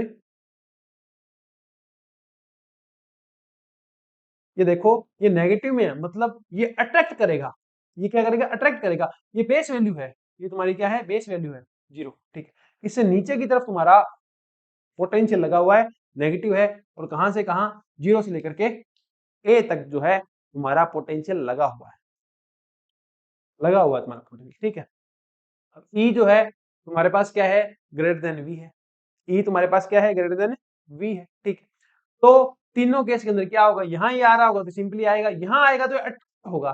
ठीक, अट्रैक्ट होगा मतलब यहाँ पाई जाने की प्रोबेबिलिटी इसकी बढ़ेगी, समझ रहे हो ना बात, मतलब सिंपली जा रहा था, ये अट्रैक्ट कर रहा है इसको, तो यहाँ आने की प्रोबेबिलिटी इसकी बढ़ेगी, तो प्रोबेबिलिटी डेंसिटी का जो ग्राफ बनाओगे वो यहाँ बढ़ेगा, फिर वापस नॉर्मली जाएगा। ठीक, ऐसा कुछ यहाँ होगा। ओके, इसको यहीं रखो। ठीक है, ये देख लो कि तुम्हारे पास V अगर पॉजिटिव होता है, V अगर कभी पॉजिटिव दिया हुआ हो तो वो रिपल्सिव होता है, V नेगेटिव दिया हो तो अट्रैक्टिव होता है, जैसा कि यहाँ दिया है। ठीक है, ये तुम्हें बता रखा है V कैसे दिया हुआ है तुम्हें। यहाँ से R निकालोगे तो ऐसा आएगा, T निकालोगे तो ऐसा आएगा। ठीक है, R और T का मान हमेशा 1 रहेगा। ओके, बहुत ज्यादा एक्सप्लेन मैं इसको नहीं कर रहा क्योंकि ये लॉन्ग टर्म क्लास नहीं है, शॉर्ट वाली क्लास है। ठीक है, अब ये सारे केस तुमको जो है वो दिए गए हैं, वो तुम देख लेना, ये आप करने हो तो। ठीक है, बाकी कोई दिक्कत नहीं है। पार्टिकल की एनर्जी जीरो, हाँ ये अच्छा केस है। अगर पार्टिकल की एनर्जी क्या हो, जीरो हो, तो ट्रांसफर जीरो हो जाएगा। क्यों? क्योंकि वो उसको खींच लेगा अपने अंदर, उसको अट्रैक्ट कर लेगा। ओके, ये क्या था, वो तुम्हारे पास एसिमेट्रिक था। एक चीज नोटिस करना, ये तुम्हारे पास कैसा था, एसिमेट्रिक था, है ना। जीरो से ए था, एसिमेट्रिक था। नेक्स्ट जो केस आ रहा है अब वो आ रहा है सिमेट्रिक वाला। कैसा आ रहा है, सिमेट्रिक वाला। ठीक है, ये अच्छा टॉपिक है। इससे आएंगे बाउंड स्टेट वाले प्रॉब्लम। बाउंड स्टेट प्रॉब्लम है ना, उसके क्वेश्चन आते हैं इसके अंदर, वो मैं तुम्हें अगले पेज के अंदर फॉर्मूले लिखे होंगे उनसे बता भी दूंगा थोड़ा कैसे आएगा, वो तुम देख लेना। अगर पार्टिकल की एनर्जी क्या हो, ऊपर वाले केस के अंदर इनफाइनाइट हो, तो वो निकल जाएगा पार्टिकल पूरा का पूरा, और डिफ्लेक्शन क्या रहेगा, जीरो रहेगा। ठीक, फाइनाइट डेप्थ पोटेंशियल, वो भी कौन सा, सिमेट्रिकल। इसमें कुछ नहीं पूछा जाएगा, जो यहाँ लिखा है ना ये कुछ नहीं पूछेंगे। ठीक है, तो पूछेंगे क्या सर, पूछेंगे ये देखो, ऐसे पूछेंगे, ये याद रखना, ये वाला केस चल रहा है, पढ़ रहे हैं अपने, यहाँ से ये वाली चीज पूछेंगे, ये वाली देखो, आ जाओ। The bound state, the bound state energy levels are non degenerate. ठीक है, जो भी बाउंड स्टेट के अंदर हमेशा जो एनर्जी लेवल होते हैं ना, वो कैसे होते हैं, इसके अंदर, इस वाले के अंदर नॉन डीजेनरेट होते हैं। कैसे होते हैं भाई, नॉन डीजेनरेट। ओके, ठीक। इसमें देखो कि अगर तुम्हारे पास गामा का जो मान है, गामा का जो मान है, ठीक है ना, वो क्या रहे, n-1 π/2 से लेकर के n π/2 के बीच में है। ठीक है, अब गामा क्या है वो मैं इस नोट्स में लिख दूंगा। ठीक है, इस नोट्स में मैं तुम्हें लिख दूंगा, वो मैं, चलो मैं अभी बता देता हूँ तुम्हें, मेरे पास नोट्स अवेलेबल है इसके। तुम्हारा जो गामा है वो क्या रहने वाला है, ये अपने ही इंस्टीट्यूट के नोट्स हैं भाई। ठीक है, इनकी पीडीएफ वगैरह तुम्हें मतलब पढ़ने के लिए मिल जाती है ऐप के अंदर, देख लेना एक बार, देखना चाहो तो। गामा का मान लिख लो, यहाँ मैं लिख देता हूँ।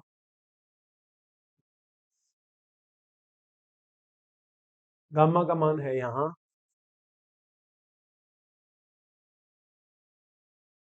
√m a² v0/2h²।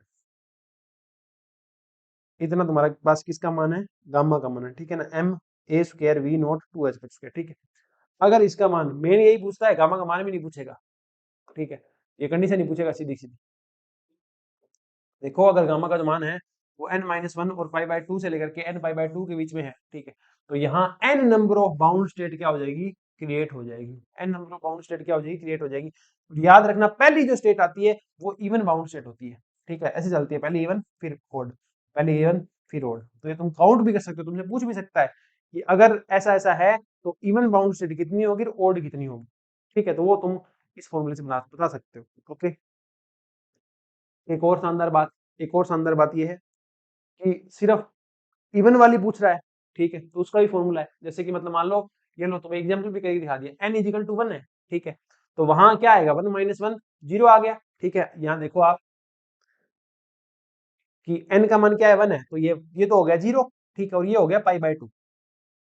ओके, ये देखो ये हो गया π/2। तो यहाँ अगर ये है तो n का मान कितना हुआ, एक, मतलब एक बाउंड स्टेट आएगी, पहली होती है इवन, तो ये फर्स्ट बाउंड स्टेट आ रही है जो कि क्या है, इवन है, तो इसकी पैरिटी भी क्या होगी, इवन होगी। ठीक है, इसी प्रकार अगर तुम क्या रखते हो, दो रखते हो। ठीक है, तो n का मान क्या रखोगे, दो, दो में से एक है, एक, तो एक क्या आ जाएगा, π/2, और यहाँ दो आएगा, तो दो से दो गया, ये बच गया पाई। अगर ऐसा है तो दो स्टेट आएगी, उसमें से एक क्या होगी, इवन होगी, और एक क्या होगी, ओड होगी। इसी प्रकार अगली है, चेक कर सकते हो। ठीक है ना, ओके। अब ये भी कर सकता है ये कि इसने ना तुम्हें यहां से यहां तक दे दी कंडीशन, पाई जीरो से लेकर के पाई के बीच, तो इसमें कितनी बाउंड स्टेट है, वो कितनी इवन है, एक इवन है, क्योंकि इसके अंदर टोटल कितनी मिलती है तुम्हें, ठीक है ना, इसके अंदर कितनी मिलती है, एक ही इवन मिलती है। ओके, पाई से 2 पाई की बात करोगे, ठीक है, तो यहां तुमको कितनी मिलती है, 2 इवन बाउंड स्टेट मिलती है। ये तुम थोड़ा सा देख सकते हो, ठीक है, ये मैंने थोड़ा किया हुआ है, सीधा फॉर्मूला ये है, इन फॉर्मूला से क्वेश्चन आ जाता है। इवन के लिए 1 इवन बाउंड स्टेट और even plus odd plus even, ठीक है, n का मान अगर 3 था तो ये केस आ गया। यहाँ एक इवन बाउंड स्टेट है, यहाँ 2 इवन बाउंड स्टेट है, यहाँ एक इवन बाउंड स्टेट है।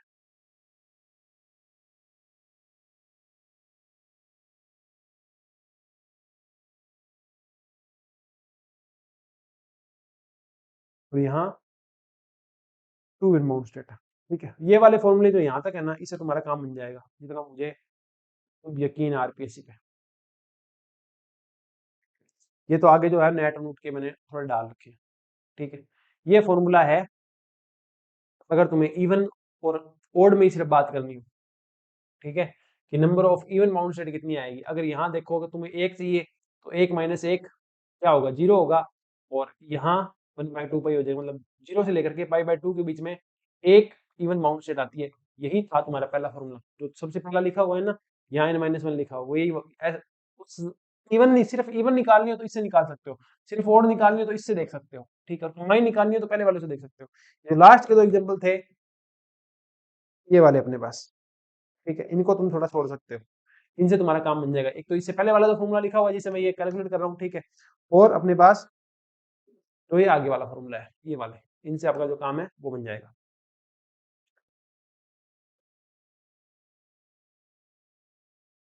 ठीक है,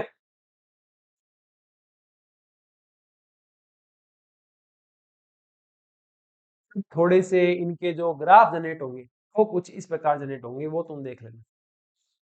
ओके, ये क्या है, फाइनाइट है, फाइनाइट होगा ना तो पार्टिकल जो आपका होगा ना वो थोड़ा सा बाहर निकलेगा,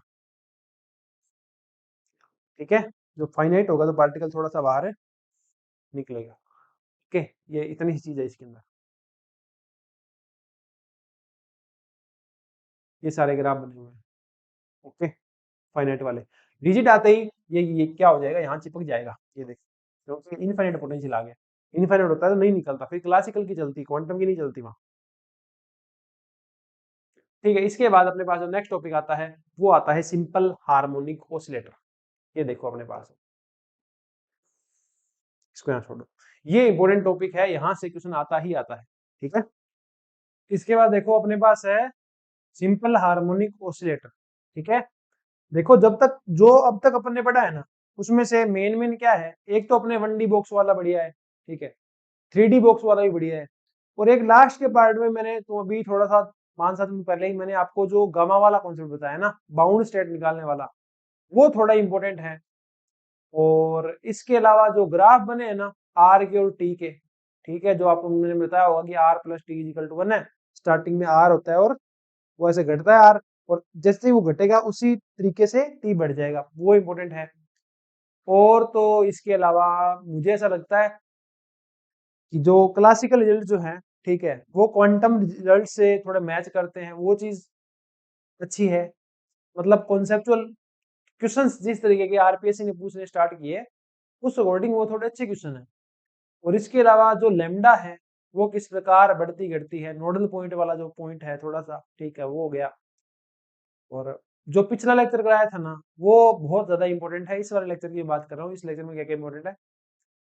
और तो इसके अलावा हम ये कह सकते हैं कि और तो क्या इंपॉर्टेंट रहेगा, और तो मेरे अकॉर्डिंग हाँ लेमडा और के है ना, लेमडा और के कैलकुलेट कर रहे थे अपने, ई माइनस वी के प्रोपोर्शनल है या रूट के प्रोपोर्शनल है या एंटी प्रोपोर्शनल है, वो थोड़ा सा इंपॉर्टेंट हो जाता है। और इसके अलावा मैंने ये चीज एक कॉन्सेप्ट बताया तुम्हें कि जो अगर अपने पास जो बाउंड्रीज हैं, ठीक है, उन पे पोटेंशियल एक तो होती है वॉल, ठीक है, एक होती है रिजिड वॉल, मतलब एक पे तो पोटेंशियल ज्यादा है और एक पे इनफाइनाइट हो गया। तो जब इनफाइनाइट होगा ना तब वो वहां से पेनिट्रेट नहीं करेगी, ये ध्यान रखना है ना, वो पूरी वहां जीरो हो जाएगी।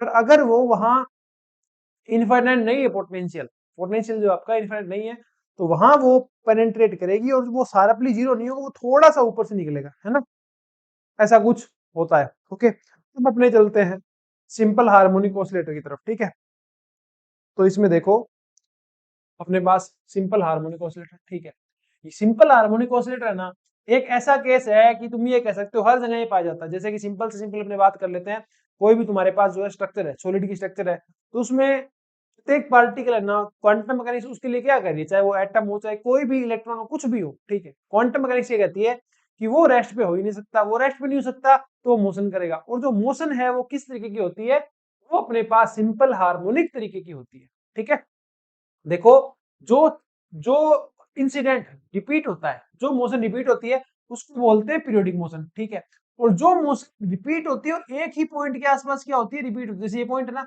तो बस इतनी सी दूरी पे क्या होती है, रिपीट होती है, तो इसे बोलते हैं कौन सी मोशन है, ऑसिलेटरी मोशन। कौन सी मोशन बोलते हैं ऑसिलेटरी मोशन बोलते हैं। ठीक है ना, तो ऑसिलेटरी मोशन जो है वो रिपीट हो रही है, मतलब प्रत्येक ऑसिलेटरी मोशन क्या है, पीरियोडिक मोशन है। बट प्रत्येक पीरियोडिक मोशन जो है वो ऑसिलेटरी मोशन नहीं है। क्यों? क्योंकि पीरियोडिक मोशन होने का मतलब ये नहीं है कि ये पॉइंट के आसपास ही होगी। अगर पीरियोडिक मोशन एक पॉइंट के आसपास है, then it will be called as oscillatory motion. ठीक है, चलें इससे आगे। ठीक है, अब देखो इसके बाद अपने पास क्या है, bound state system. Harmonic oscillator के अंदर क्या होगा, तुम्हारा जो सिस्टम है वो बाउंड स्टेट में होगा। बाउंड है तो वहां पोटेंशियल एनर्जी होगी, तो वो पोटेंशियल एनर्जी कितनी होती है, वो 1/2 के एक्स स्क्वायर होती है। और यहाँ हमेशा ये रिस्टोरिंग फोर्स लगता है फिजिकल टू माइनस का के एक्स। इसमें इसके एग्जांपल हो सकते हैं तुम्हारे पास स्प्रिंग मोस सिस्टम है या फिर सिंपल पेंडुलम है। ओके, इतना कुछ मैंने तुम्हें बता दिया। देखो एक बात और सुनो, मैं उस इस चीज को बहुत ज्यादा एक्सप्लेन कर सकता हूँ, और मैंने किया भी है लेक्चर्स के अंदर, है ना। जब तुम क्वांटम जाकर के देखोगे फ्री जो पढ़ाई हुई यूट्यूब पे, उस पे मैंने इसको बहुत एक्सप्लेन किया है। पर यहाँ क्रैश कोर्स पढ़ रहे हैं तो इतना ज्यादा एक्सप्लेनेशन की रिक्वायरमेंट नहीं है ना, वरना ये क्रैश कोर्स ना होकर मेन कोर्स बन जाएगा ना। देखो ओमेगा क्या आएगा, ओमेगा मतलब एंगुलर फ्रीक्वेंसी क्या आएगी, वो अपने पास आएगी रूट के अपॉन एम। इसको मैं तो इस तरीके से याद रखता हूँ, K is equal to M omega square. ठीक है, तुम चाहो वैसे याद रख सकते हो। एंगुलर फ्रीक्वेंसी आ गई तो इससे तुम लीनियर फ्रीक्वेंसी न्यू जो है वो भी निकाल सकते हो, है ना। इसकी इक्वेशन की बात करें तो ये आती है D two X upon D two square plus omega square X is equal to 0। ठीक है, और इसके अंदर अगर तुम वो श्रोडिंगर इक्वेशन सोल्व करो तो वो अपने पास कुछ इस तरीके से आती है। अच्छा, श्रोडिंगर वाली ये आती है, तो सर ये कौन सी इक्वेशन है, ये क्लासिकल के तरीके से सोल्व किया गया है ना। क्लासिकल कैसे करते हैं, एफ इजिकल टू एम में करते हैं, उस तरीके से सोल्व करोगे तो ये आएगा। ऑपरेटर मेथड वगैरह लगा के सोल्व करोगे, वो हार्मोनिक ऑसिलेटर क्या बोलते हैं, श्रोडिंगर इक्वेशन लेके आओगे तो ये वाला तुम्हारे पास इक्वेशन आएगा डी टू साई बटा D X square plus 2m by H square E minus का 1/2 K X square psi is equal to 0। अब इस इक्वेशन को सोल्व करना है, सॉरी, इस इक्वेशन को सोल्व करना है, तो इसमें लगता है ऑपरेटर मेथड। ठीक है, वो अपने लिए कोई इंपोर्टेंट नहीं है। इसका सॉल्यूशन क्या आता है वो अपने अगले स्लाइड में देख लेंगे। डायग्राम देख लो थोड़ा सा, इसका डायग्राम कैसे होता है तुम्हारे पास, मैं हाईलाइटर ले लेता हूं यहां से। हाँ, ये देखो, ये अपने पास इस तरीके का क्या है, ग्राफ है। ठीक है, तो इसका जो ग्राफ है ना वो इस तरीके से बनता है, जो ग्राफ है इसका वो इस तरीके से बनता है। ओके, और यहाँ तुम्हारे पास क्या है, देखो इसका ग्राफ इस तरीके से बनता है। ये हमने मान ली ये वैल्यू किसकी है, एनर्जी की। ये वैल्यू किसकी है अपने पास, एनर्जी की। और ये किसकी जा रही है, पोटेंशियल की, पोटेंशियल एनर्जी की। तो ये जो दो पॉइंट बन गए, ये जो दो पॉइंट बन गए, ये दो पॉइंट ऐसे हैं जिनके ऊपर तुम्हारे पास क्या है, पोटेंशियल एनर्जी और पोटेंशियल एनर्जी और टोटल एनर्जी जो है वो इक्वल है। मतलब काइनेटिक एनर्जी क्या है, जीरो है, वेलोसिटी क्या है, जीरो। इनको बोलते हैं टर्निंग पॉइंट। क्या बोलते हैं, टर्निंग पॉइंट बोलते हैं इनको। ठीक है, या इनको आप क्या बोल सकते हो, क्लासिकल लिमिट बोल सकते हो। इन चीजों क्या बोल सकते हो, क्लासिकल लिमिट। मतलब इनसे आगे तुम्हारी क्लासिकल फेल हो जाएगी। ठीक है ना, काम ही नहीं करेगी इनसे। इनको क्लासिकल टर्निंग पॉइंट बोलते हैं, जहां पे ई बराबर वी हो जाता है, अर्थात वी जो है वेलोसिटी जो है वो क्या हो जाती है, जीरो हो जाती है। उनको बोलते हैं हमने क्या, क्लासिकल टर्निंग पॉइंट। ओके, इस इसका इतना ही था अपने पास। ठीक है, आगे चलें, आगे चलो तो।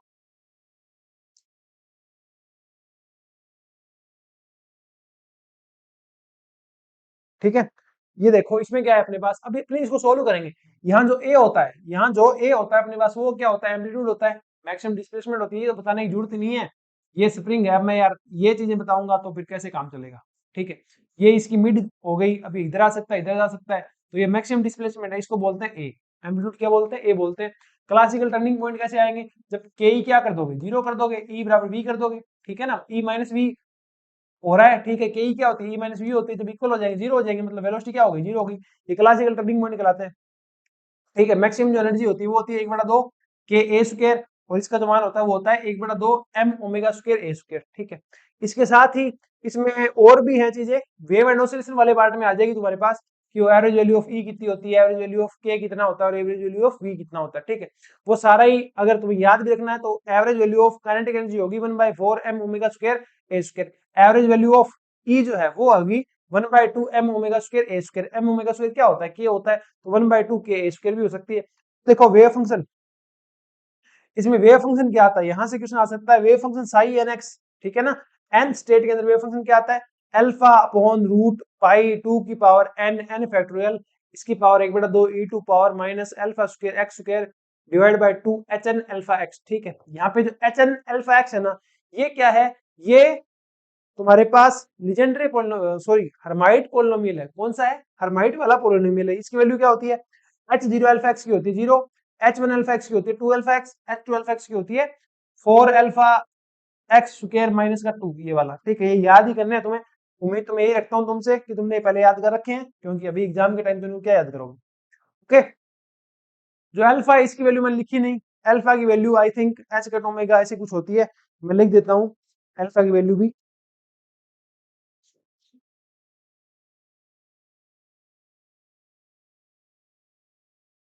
अल्फा की वैल्यू अपने पास होती है root of M omega upon H cut. ठीक है, ये छोटी बहुत चीज रह जाती है। ठीक है, इतना कुछ कर रहे हैं तो वो आप लिख लेना अपनी तरफ से, है ना। ठीक है, चले आगे, आ जाओ देखो। इसकी जो एनर्जी आइगन वैल्यू आती है वो कितनी आती है, वो आती है अपने पास E n is equal to n plus 1/2 h cut omega. अब यहाँ देखो, यहाँ एन का मान 0 हो सकता है, क्यों हो सकता है, क्योंकि एन का मान 0 रखोगे ना तो भी ये क्या बनेगा, 1/2 एच कट ओमेगा बनेगी। ये क्या है, इस हार्मोनिक ऑसिलेटर की, वन डायमेंशनल हार्मोनिक ऑसिलेटर की क्या है, मिनिमम एनर्जी है। इसे बोलते हैं क्या, ground state energy. Okay, 0 point energy बोलते हैं, ग्राउंड स्टेट एनर्जी बोलते हैं। ओके,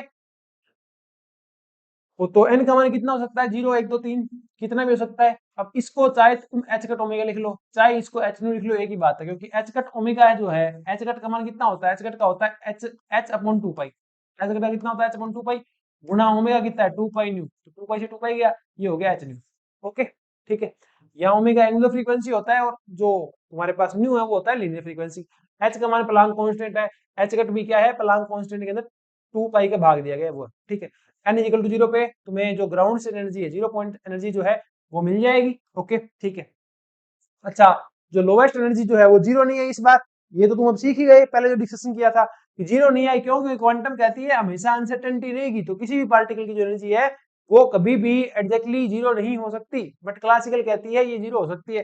तो पहला डिफरेंस अपने पास क्या आ गया, पहला डिफरेंस अपने पास यही आ गया कि क्लासिकल हार्मोनिक ऑसिलेटर जो होता है उसकी ग्राउंड स्टेट एनर्जी जो है वो 0 होती है, जबकि क्वांटम हार्मोनिक ऑसिलेटर जो है उसकी ग्राउंड स्टेट एनर्जी कितनी होती है, E not is equal to 1/2 h cut omega होती है। अब ग्राउंड स्टेट जो है, ग्राउंड स्टेट जो है वो इस हार्मोनिक ऑसिलेटर की क्या होती है, फर्स्ट स्टेट होती है। ध्यान से सुनना, मैंने बोला है फर्स्ट स्टेट, ना कि फर्स्ट एक्साइटेड स्टेट, है ना।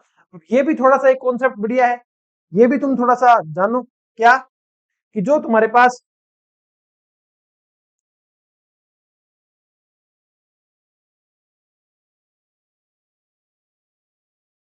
कि जो तुम्हारे पास लेवल बनते हैं ना, जैसे एनर्जी लेवल जो बनते हैं, एनर्जी लेवल आपके पास जो भी बनते हैं, एनर्जी लेवल आपके पास जो भी बनते हैं ना, ठीक है, उनकी जो पहली स्टेट होती है ना वो होती है आपकी ग्राउंड स्टेट। उसको चाहे तो आप ग्राउंड स्टेट बोल दो, या इसको आप क्या बोलो, फर्स्ट स्टेट। क्या बोलोगे आप, फर्स्ट स्टेट। ये क्या है अपने पास, सेकंड स्टेट। क्या बोलोगे, सेकंड स्टेट। या क्या हो जाएगी ये हो जाएगी फर्स्ट एक्साइटेड स्टेट। क्या हो जाएगी, फर्स्ट एक्साइटेड स्टेट। समझ रहे हो क्या आप, मतलब जो काउंटिंग्स है स्टेट की वो इस तरीके से चलती है, ground state, first excited state, second excited state. Ground state को बोलते हैं first state, first second third, but first excited net से शुरू होती है, ground first excited second excited, इस तरीके से थोड़ी सी काउंटिंग होती है। तो इसका भी ध्यान रखना, बस मेरा ये मोटिव इसके अंदर बताने का इतना ही था। ठीक है, ये तो कब तक होगा पता नहीं, चलते हैं अब आगे, है ना, यहाँ थे हम। ओके, तो ग्राउंड स्टेट जो वो इसकी क्या है, फर्स्ट स्टेट है, फर्स्ट स्टेट है। तो इसके जो वेव फंक्शन है उसे मान निकालोगे तो ये आएगा root of alpha X E to power minus alpha square X square by 2। अब ये देख लो, पहली बात तो ये सिमेट्रिक ग्राफ बनेगा, क्योंकि एक्स किसी माइनस एक्स को कोई फर्क नहीं पड़ रहा, ये इवन फंक्शन है कि नहीं, इवन फंक्शन है। और इनकी वैल्यू तुम्हें चाहिए कि वहां फैक्टोरियल है, तो फैक्टोरियल की वैल्यू तुम्हें पता होनी चाहिए, जीरो फैक्टोरियल का मान एक होता है एन फैक्टोरियल, ये तो एन है, इसका अर्थ क्या होता है एन गुणा एन माइनस वन गुणा एन माइनस टू, इस तरीके से करते करते एक तक आप चले जाओगे। Ground state energy 1/2 h cut omega है, इसमें कोई समस्या किसी तरीके की आपको नहीं है। चलते हैं आगे, आ जाओ, ये मैंने एक्स्ट्रा बताया तुमको। हाँ, अब ये देखो,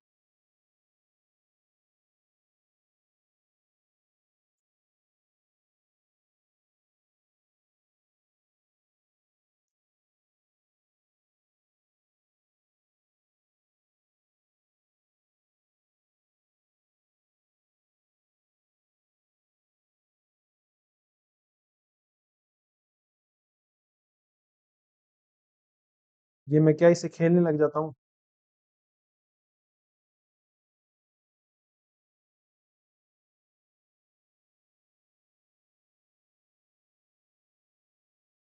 है ना, अब देखो ये अपने पास क्या है, ग्राफ है। जो तुमने ग्राउंड स्टेट का अभी जो वेव फंक्शन लिखा है ना, उसमें तुमने क्या ऑब्जर्व किया, उसमें तुमने ये ऑब्जर्व किया कि वो e to power minus x square के रूप में था, है कि नहीं, साई जो है वो ये था। अब उसका इसका ग्राफ जो वैसे ही तो बनता है कि नहीं, इसका ग्राफ ऐसा ही बनता है, सिमेट्री है, देख लो, ठीक है। इसकी जब तुम जाओगे क्या प्रोबेबिलिटी डेंसिटी बनाने, साई नोट स्क्वायर बनाने जाओगे, तो वो कुछ इस तरीके से आ जाएगी, थोड़ा सा ज्यादा ऊंचा होता है, ये थोड़ा ध्यान रखना।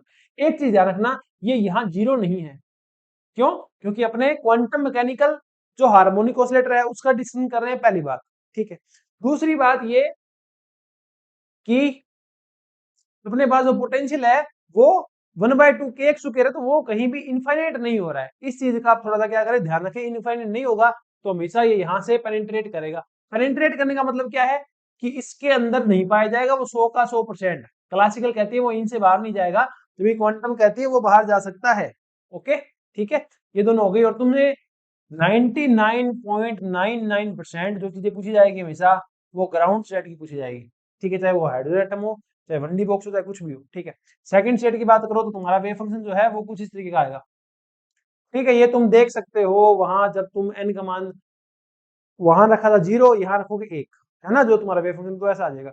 इसका ग्राफ बनाओगे तो यहाँ तो कहीं एक्स है नहीं, ये रहा एक्स, ये रहा एक्स, और इसमें एक्स है, तो ये देखो, ये तो इवन फंक्शन था, ये ओड था, तो ये ओड फंक्शन हो जाएगा। ओड फंक्शन मतलब ये जो ये लाइन रहेगी इसके प्रति इसकी सिमेट्री रहेगी, है ना, यहाँ जो है वो सिमेट्री शो करेगा, देख लो, है ना, पूरी पूरी सिमेट्री शो कर रही है ऐसा। और इसकी जब प्रोबेबिलिटी डेंसिटी बनाओगे तो ये वाला पार्ट भी ऊपर आ जाएगा, दोनों पॉजिटिव ही है, अरे है ना पॉजिटिव। ओके, और ये कहाँ रहेगा, माइनस ए से लेकर के प्लस ए के बीच में तुम्हारा क्या करेगा, संचरण करेगा। इसकी जो ये पैरिटी आएगी वो ओड आएगी, क्यों, क्योंकि यहाँ क्या आ गया, एक्स आ गया, बस इतनी सी बात है, वरना ये भी इवन ही आता। इसकी जो एनर्जी आएगी वो 1 + n + 1/2 एच कट ओमेगा से, इसका मान इस बार 1 रख दो तो 3/2 आ जाएगा, है कि नहीं। चले आगे, आ जाओ, देखो नेक्स्ट अपने पास। अच्छा, अब अपने बोलते हैं इवन पैरिटी और ओड पैरिटी, ये क्या होती है, कोई फंक्शन जो है अगर वो इवन फंक्शन है, इवन मतलब एक्स को माइनस एक्स रिप्लेस करोगे तो वो प्लस ही आना चाहिए, तो वो इवन कहलाएगा, जिसमें माइनस बाहर आ गया वो ओड कहलाएगा। इवन वाले फंक्शन की पैरिटी इवन होती है, ओड वाले की ओड होती है, इवन वाले की इवन होती है, ठीक है, ये चीज मैंने लिखी है। ऑर्थोगोनलिटी कंडीशन, सारे फंक्शन क्या करेंगे जिनके लिए आइगन वैल्यूज क्या क्या अलग अलग हैं, वो ऑर्थोनॉर्मलिटी कंडीशन दर्शाएंगे। वो ऑर्थोनॉर्मलिटी कंडीशन जो है वो ये होती है, ये पता नहीं कौन सी बार मैं तुम्हें बता रहा हूँ, ठीक है। इंपॉर्टेंट फैक्ट, देखो हार्मोनिक ऑसिलेटर से रिलेटेड है ना, कुछ इंपॉर्टेंट फैक्ट है जिनसे क्वेश्चन आता ही आता है, ठीक है। जैसे कि ये देखो अपने पास कि x की पावर n, x की पावर तुम्हारे पास क्या है, x की पावर तुम्हारे पास यहाँ देखो क्या है, x की पावर तुम्हारे पास यहाँ पे n है, ठीक है, x की पावर तुम्हारे पास यहाँ पे क्या है, n है। तो x की पावर का एक्सपेक्टेशन और p की पावर n का एक्सपेक्टेशन हमेशा जीरो आएगा। शर्त क्या है कि तुम्हारे पास n क्या होना चाहिए, हमेशा ओड होना चाहिए। अगर तुम्हारे पास n क्या है, ओड है, तो तुम्हारे पास x की पावर n का एक्सपेक्टेशन और p की पावर n का एक्सपेक्टेशन वैल्यू क्या आएगी, हमेशा जीरो आएगी, ठीक है। x स्क्वायर की बात करें और p स्क्वायर की बात करें तो दोनों में ये चीज सेम है, देखो n + 1/2, यहाँ भी सेम है n + 1/2, यहाँ है h cut by m omega, यहाँ है h कट m ओमेगा। इसको इससे याद रख सकते हो डायमेंशन से, कि इसकी डायमेंशन जो है वो मोमेंटम की आएगी, मोमेंटम की स्क्वायर की आएगी, इसकी जो डायमेंशन आएगी वो तुम्हारे पास डिस्प्लेसमेंट के स्क्वायर की आएगी। इसको थोड़ा इस तरीके से याद रख सकते हो। और तुम्हारे पास जो है इसके अलावा क्या है, हाँ ये कि जो तुम्हारे पास पोटेंशियल एनर्जी की एक्सप्रेशन वैल्यू आती है ना, इसकी बात तो नहीं करनी चाहिए, फिर भी इसकी बात कर लेते हैं। पोटेंशियल एनर्जी की जो एक्सप्रेशन वैल्यू है अपने पास, वो कितनी आती है, जो टोटल एनर्जी आ रही है N plus one by two H omega, इसके आगे क्या लगा दो, वन बाई टू लगा दो। ये सेम ही तो रहेगा पोटेंशियल के लिए, ये सेम ही तो रहेगा पोटेंशियल के लिए, और सेम ही रहेगा काइनेटिक एनर्जी के लिए। दोनों के लिए इसकी जो एक्सपेक्टेशन वैल्यू होगी, चाहे पोटेंशियल एनर्जी की एक्सपेक्टेशन वैल्यू की बात करो या काइनेटिक एनर्जी की एक्सपेक्टेशन वैल्यू की बात करो, तो वो कितनी आ जाएगी अपने पास, one by two n plus one by two h cut omega. Okay चले आगे, ठीक आगे चलते हैं।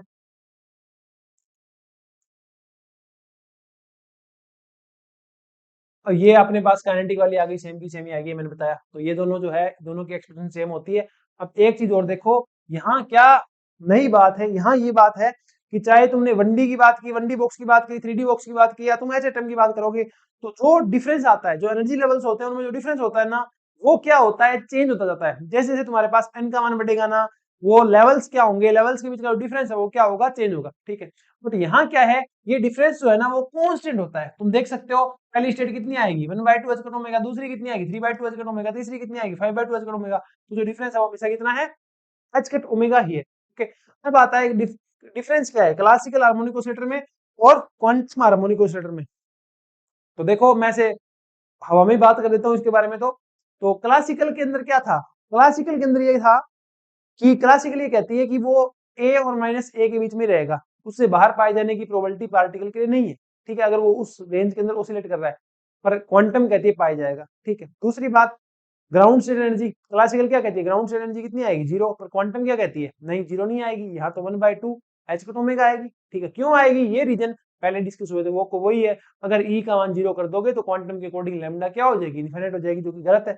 और ई जीरो कर दोगे मतलब तुम एक तरीके से उसको तुमने प्रीसाइजली मेजर कर लिया, उसका मोमेंटम प्रीसाइजली मेजर कर लिया, जो कि पॉसिबल नहीं है, ठीक है। दो डिफरेंस तो यही हो गए, ठीक है। ये हो गया अपने पास डिफरेंस, ग्राउंड से एनर्जी जीरो नहीं है, ये हो गया। और एक क्या था, एन इजिकल टू जीरो है। ये भी अच्छी चीज है कि एन इजिकल टू जीरो वाली स्टेट है ना, ग्राउंड स्टेट जो है, तो पार्टिकल इनके बीच में है, इनके बीच में है ना, तो इनसे मुड़ता है, वो यहां से टर्न होता है, ठीक है ना। तो क्लासिकल क्या कहती है, क्लासिकल कहती है पार्टिकल कहाँ पाया जाएगा, यहाँ ज्यादा पाया जाएगा, है कि नहीं, क्योंकि यहाँ जाके उसकी वेलोसिटी जीरो हो रही है, वहां रुक रहा है वो, तो यहाँ ज्यादा पाएगा, क्लासिकल ये कह रही है। जबकि क्वांटम क्या कह रही है, तुमने इसका जो वेव फंक्शन देखा, प्रोबेबिलिटी डेंसिटी ग्राफ देखा, तो वो ऐसे था, मतलब बीच में ज्यादा पाया जाएगा, है ना। तो क्लासिकल क्या बोली कि यहाँ पाया जाएगा, है ना। जबकि क्लासिकल क्या बोली, कॉर्नर में पाया जाएगा, क्लासिकल क्या बोली, कॉर्नर में पाया जाएगा। जबकि क्वांटम क्या बोली, यहाँ ज्यादा पाया जाएगा, है ना, एक्स इक्वल टू जीरो पे, अगर ये माइनस है और ये प्लस है तो, ओके। और हाँ एक डिफरेंस ये है, कॉरेस्पॉन्डेंस प्रिंसिपल यहाँ भी आता है, अगर तुम क्या करो, एन का मान इनफाइनाइट लेके जाओ, एन का मान क्या लेके जाओ, इनफाइनाइट लेके जाओ, तुम्हारी जो क्वांटम है वो किसमें बदल जाती है, क्लासिकल मैकेनिक्स में बदल जाती है। क्लासिकल हार्मोनिक ऑसिलेटर और क्वांटम हार्मोनिक ऑसिलेटर के रिजल्ट क्या कर जाते हैं, एग्जैक्टली मैच कर जाते हैं, ठीक है। मैच कैसे कर जाते हैं, मैच ऐसे कर जाते हैं, देखो अगर तुम n इजिकल टू 10 के लिए, ठीक है, क्लासिकल हार्मोनिक ऑसिलेटर का ग्राफ बनाओ ना, तो वो कुछ इस तरीके से आएगा, सॉरी क्वांट क्ला ना, ये बनाओ ना, कौन सा, क्लासिकल वाला, क्लासिकल वाला कुछ इस तरीके का ही था शुरू से ही, कोई दिक्कत ही नहीं है, ठीक है। क्वांटम बना लाओ तो वो इस तरीके से आएगा, ठीक है, इस तरीके से आएगा, क्योंकि 10 पीक इसमें तुम्हें डालनी है ना। तो यहाँ देखो दोनों के लिए ही ये यहाँ मैक्सिमम है। दूसरी बात, एक और बात है क्या, कि क्लासिकल क्या कहती है, एक बात यहाँ और समझो, क्लासिकल क्या कहती है, क्लासिकल ये कहती है कि अपने पास, क्लासिकल ये कहती है कि जो बाउंड्री तुमने डिसाइड कर दी ना, जो बाउंड्री तुमने डिसाइड कर दी, जैसे ये बाउंड्री है, तो इनसे बाहर पार्टिकल नहीं रहेगा। क्वांटम कहते हैं इनसे बाहर पार्टिकल जा सकता है, वो प्रोबेबिलिटी होगी इनसे बाहर पाए जाने की, वो कभी भी जीरो नहीं हो सकती। वो ग्राउंड स्टेट के लिए कितनी आती है, 16% आती है, ये थोड़ा ध्यान रखना, है ना। ग्राउंड स्टेट के लिए क्वांटम मैकेनिक्स के अकॉर्डिंग पार्टिकल के जो तुमने टर्निंग पॉइंट बनाए हैं, उनसे इधर और इधर पाए जाने की प्रोबेबिलिटी कितनी है, 16% है, ठीक है। क्लासिकल फॉरबिडन रीजन में पाई जाने की प्रोबेबिलिटी कितनी है, 16% है, ठीक है।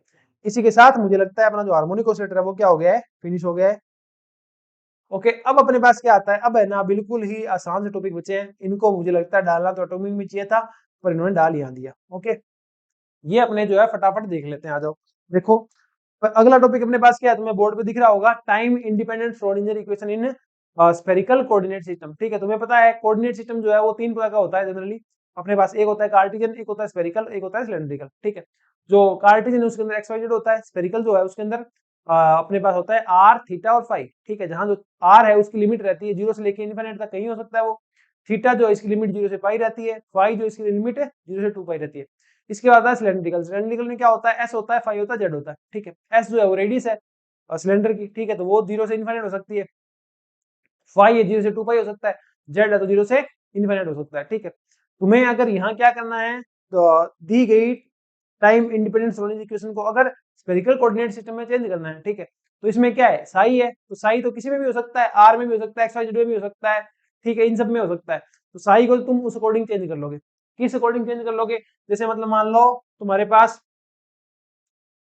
ये है, ठीक है, इसमें थोड़ा सा देखो। ठीक है, अगर मान लो तुम्हारा आर यहाँ है, आर कहाँ है, यहाँ है, और ये थीटा कौन बनाता है, किससे, जेड से, तो ये क्या हो जाएगा, आर कोस थीटा, ये आर कोस थीटा जेड पे जाएगा, तो आर साइन थीटा कहाँ आ जाएगा, इधर आ जाएगा, इन दोनों के बीच वाले में आर साइन थीटा इधर आएगा, उसका फाई कौन बना के इधर है, तो R sine theta cos phi यहाँ पे, R sine theta sine phi यहाँ पे, इतना कुछ देख लेना। या फिर सीधा याद रखो, जो ये टाइम इंडिपेंडेंट श्रोडिंगर इक्वेशन तुम्हारी है ना, इसमें क्या करेंगे अपने, जो साई है और जो वी है ना, इनका मान किस में रख देंगे, आर थीटा फाई में रख देंगे पहली बार।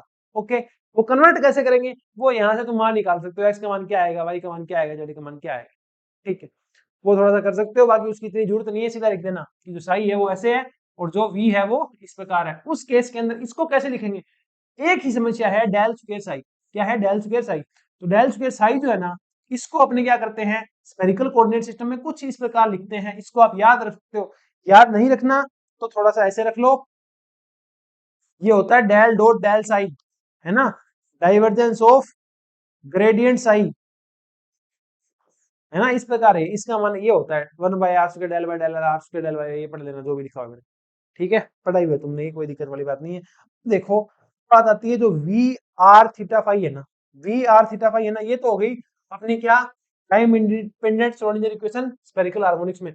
ये मान जब तुम यहाँ रखोगे, ठीक है, तो जो इक्वेशन बनेगी वो अपने पास क्या है, time independent Schrodinger equation in for spherical coordinate system है। ठीक है, इसके बाद क्या आता है अपने पास, स्फेरिकल सिमेट्रिक पोटेंशियल। देखो स्फेरिकल सिमेट्रिक पोटेंशियल क्या होता है, स्फेरिकल सिमेट्रिक पोटेंशियल अपने पास वो पोटेंशियल होता है जिसमें क्या हो, स्फेयर के लिए जो पोटेंशियल है वो सिर्फ और सिर्फ किस पे डिपेंड कर रहा हो, आर पे डिपेंड कर रहा हो। ठीक है ना, थीटा पाई के अंदर डिपेंड नहीं करता, एक स्फेयर है, स्फेयर के लिए चाहे तुम यहाँ जाओ चाहे यहाँ जाओ चाहे यहाँ जाओ, है ना, जैसे डिस्टेंस बदलेगी में भी तुम्हारी जो पोटेंशियल वगैरह है वो बदलेंगे, लेकिन डिस्टेंस बदलेगी तो पोटेंशियल वगैरह बदलेंगे, पर अगर डिस्टेंस नहीं बदल रही है तुम्हारे पास, ठीक है, तो पूरा ही कांस्टेंट। अगर डिस्टेंस बदल रही है तो आर पे डिपेंड करेगा ना, सिर्फ और सिर्फ आर पे डिपेंड करेगा, थीटा फाई पे डिपेंड नहीं करेगा। ऐसा पोटेंशियल जो सिर्फ आर पे डिपेंड करता है, किस पे डिपेंड करता है, आर पे, थीटा फाई पे डिपेंड नहीं करता, वो कहलाता है स्फेरिकल सिमेट्रिक पोटेंशियल। ये केस कहाँ आता है, ये आता है हाइड्रोजन एटम में। हाइड्रोजन एटम में ये केस क्यों आता है, हाइड्रोजन एटम में ये केस इसलिए आता है क्योंकि हाइड्रोजन जो है इसमें सिर्फ और सिर्फ 2 इलेक्ट्रॉन है जो कि क्या होते हैं, एस स्टेट में होते हैं। ठीक है, पूरा का पूरा ही अगर तुम्हें लिखना हो कि आर थीटा फाई जो है ना, इसको दो से मिलके बना हुआ मानते हैं। ठीक है, एक अपने पास है आर एल एन, ठीक है ना, रेडियल फंक्शन जो है इससे बना हुआ मानते हैं। दूसरा क्या है, स्फेरिकल हार्मोनिक्स से मिलके बना हुआ मानते हैं, इसको बोलते हैं रेडियल फंक्शन, इसको बोलते हैं स्फेरिकल हार्मोनिक्स, इससे बना हुआ मानते हैं। ठीक है, ये बढ़ जाता है 3 पार्ट में, ये तो आर वाला फंक्शन था, ठीक है, जो कि एन मुख्य क्वांटम संख्या और एल द्विगुणसी क्वांटम संख्या है ना, इसको बोलते हैं प्रिंसिपल क्वांटम नंबर, इसको बोलते हैं ऑर्बिटल क्वांटम नंबर, है ना, या अजीमुथल क्वांटम नंबर। अजीमुथल इसको बोलते हैं या इसको बोलते हैं, मुझे कंफ्यूजन है। ठीक है, देख लेना तुम, कमेंट कर देना किसको बोलते हैं अजीमुथल। अजीमुथल मेरे अकॉर्डिंग एल को बोलते हैं, जितना मुझे याद है, जितना मेरा नॉलेज है। ये हो जाएगा थीटा, ये हो जाएगा फाई, ये तीनों चीजें। ठीक है, इसमें जो आर है तुम्हारे पास, जो आर है ना तुम्हारे पास, एन और एल पे डिपेंड करता है, जबकि वाई जो है वो एल और एम पे डिपेंड करता है। एनएलएम क्या है ये देख लो, एन जो तुम्हारे पास है वो प्रिंसिपल क्वांटम नंबर, एल जो है वो ऑर्बिटल क्वांटम नंबर, एम जो है वो मैग्नेटिक क्वांटम नंबर, और एस जो है वो है spin quantum number. Principal quantum number N जो है ना, इसका मान होता है 1 2 3 से लेकर के कितना भी हो सकता है आगे तक, ठीक है। ये तुम्हारे पास एटम की साइज हो जाता है। एल का मान जो है वो 0 से लेकर के n-1 तक होता है। 0 1 2 3 से लेकर के n-1। अगर n का मान मतलब मान लो तुम्हारे पास 2 है तो l कितना हो जाएगा, 0 1, है ना, इससे एक पहले तक। अगर 3 है तो 0 1 2 l का मान आएगा ये, ठीक है। अब तुम्हारे पास जो l का मान आ गया ना, उसके कोरस्पॉन्डिंग आता है m का मान। l का मान जो भी है, मान लो l का मान 1 है तो m का मान कितना आएगा, -1 टू +1। अब एक एक के डिफरेंस से चलना, तो -1 0 +1, ठीक है। अगर माइनस l का मान 2 होता तो ये इतना हो जाता, है कि नहीं। इसी प्रकार अपने पास क्या है, स्पिन क्वांटम नंबर है s इज इक्वल टू +1/2 और s इज इक्वल टू -1/2, मतलब इलेक्ट्रॉन जो है ना उनकी स्पिन है ये, ओके। अब देखो अपने पास r की बात तो आगे हो जाएगी कि r nl जो है वो इसके अंदर क्या होता है, इस वेव फंक्शन के अंदर। बात करते हैं थीटा वाले की। थीटा वाला जो होता है वो होता है nlm pl की पावर m cos थीटा। ये पावर नहीं है, ये लिखने का तरीका है। ये क्या है, ये है एसोसिएट लीजेंड्रे पोलिनोमियल। क्या है, एसोसिएट लीजेंड्रे पोलिनोमियल, ठीक है। ये कहीं दिया हुआ आ जाए तुम्हें कि ये थीटा थीटा है वो इस तरीके से डिपेंड करता है तो वो ये आएगा, आएगा नहीं है 99%। अब फिजिक्स पूछी जाएगी ना, वो थोड़ी सी कॉन्सेप्चुअल होगी। पिछला जो पेपर आया था वो थोड़ी सी कैलकुलेटिव होगी, ठीक है। थोड़ा सा कुछ सिस्टम जो है वो इस तरीके से रहने वाला है, ओके। अब अपने बात करते हैं किसकी, फाई की। तो फाई वाला सिस्टम है वो है 1/√2π e⁻⁴ m फाई, ठीक है। बस बाकी चीजें इसमें डिस्कस होगी अपने पास, है ना, बाकी सब कुछ डिस्कस हो गया, ओके। नेक्स्ट देखो, नेक्स्ट अपने पास क्या है कि जो वाई एल एम है, वाई एल एम है जो मिलके बना थीटा और फाई से, उसका फॉर्मूला क्या है। अगर तुम्हें ये जच जाए कि नहीं सर हम तो निकालेंगे, तो ये उसका फॉर्मूला है, पूरा देख लेना तुम, मैंने लिख दिया, ठीक है।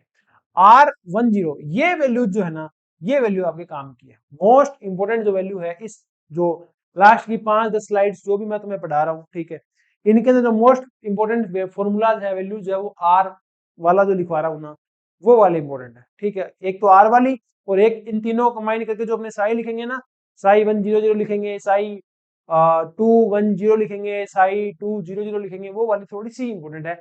सबसे इंपॉर्टेंट हमेशा की तरह ग्राउंड स्टेट है, ओके।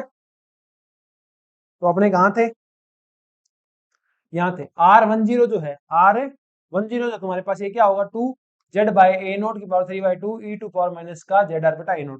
एच एटम है अपने पास तो क्या हो जाएगा, z का मान 1 हो जाएगा तो यहाँ 1 रख देना, ठीक। इसी प्रकार R20 की वैल्यू भी तुम्हें दी हुई है, ओके। एच एटम है तो मैंने z का मान क्या रख दिया, 1 रख दिया, ठीक है। तो ये वाला ऐसे आ गया और ये वाला ऐसे आ गया, ओके।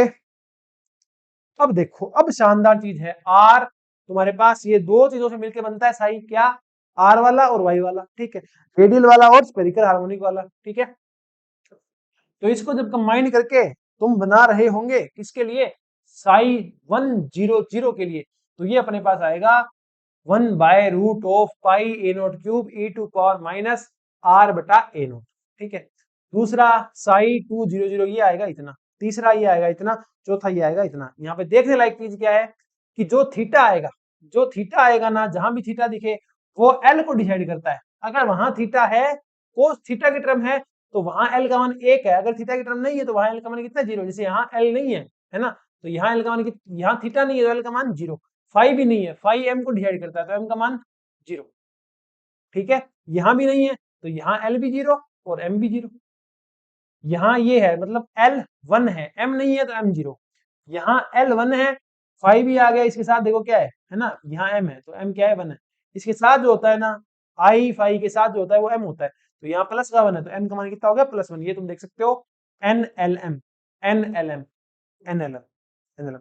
इसमें से जो महत्वपूर्ण है वो ग्राउंड स्टेट वाला है। बाकी तुम वाई साइड 00 भी याद रखो तो याद रख सकते हो। अब स्टेट कैसे बनी है ये मैं उम्मीद करता हूँ थोड़ी तुम्हें आती होगी, बाकी मैं बताता हूँ तुम्हें। देखो एन का मान जब 1 था, ठीक है, तो एल का मान कितना हुआ, 0 से लेकर के n-1 तक, है ना, 0 1 से लेकर के n-1 तक। अब n का मान ही 1 है तो l का मान कितना आया, 0। l का मान 0 है, m क्या होता है, m होता है -l से +l, 0 है तो ये कितना आएगा, 0। तो एक स्टेट तो ये आ गई 1 0 0, ठीक है। अगर अब n का मान क्या होता, 2 होता, तो ये कितना आता, 0 1, कितना आता, 0,1। l की स्टेट 2 बन गई। अब l की स्टेट 2 है तो इसके कोरस्पॉन्डिंग m आएंगे, एक 0 के संगत आएगा 0 और 1 के संगत आएगा -1 0 और 1, ठीक है। तो n इजिकल टू 2 के संगत 3 स्टेट अपने पास है कि नहीं? 2 1 1 के संगत क्या है 0, 1 के संगत क्या है 0, अगले वाले स्लाइड पे लिखा होगा 1 के संगत -1 भी है, ठीक है। तो ये सारे हैं, तुम देख लेना एक बार। ओके, चलते हैं इससे आगे। इससे आगे क्या है, ये 2 1 -1 वाला लिखा हुआ है ना। और अब देखो, अब बात आती है, बात किसकी कर रहे हैं हमने, स्फेरिकल हार्मोनिक्स की कर रहे हैं। स्फेरिकल हार्मोनिक्स सबसे ज्यादा यूज कहाँ होता है, हाइड्रोजन एटम में होता है। तो हाइड्रोजन एटम के लिए जो ग्राउंड जो एनर्जी आती है, जो एनर्जी आइगन वैल्यू आती है, वो कितनी आती है, En इजिकल टू माइनस का 13.6 n स्क्वायर। जो H एटम है उसके अंदर अट्रैक्टिव पोटेंशियल होता है, कौन सा अट्रैक्टिव, कूलाम्ब अट्रैक्टिव पोटेंशियल, ठीक है। न्यूक्लियस जो है वो इलेक्ट्रॉनों को अट्रैक्ट कर रहा होता है। पोटेंशियल कितना होगा, माइनस का के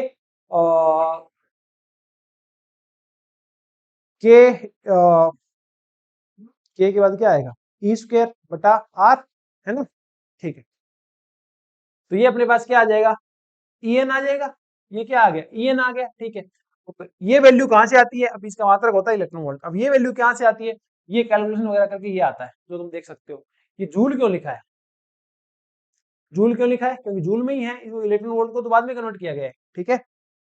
तो यहाँ ये जूल है, ये जो है वो जूल में मात्रक है, और ये कन्वर्ट करके लास्ट में ईवी में मात्रक है।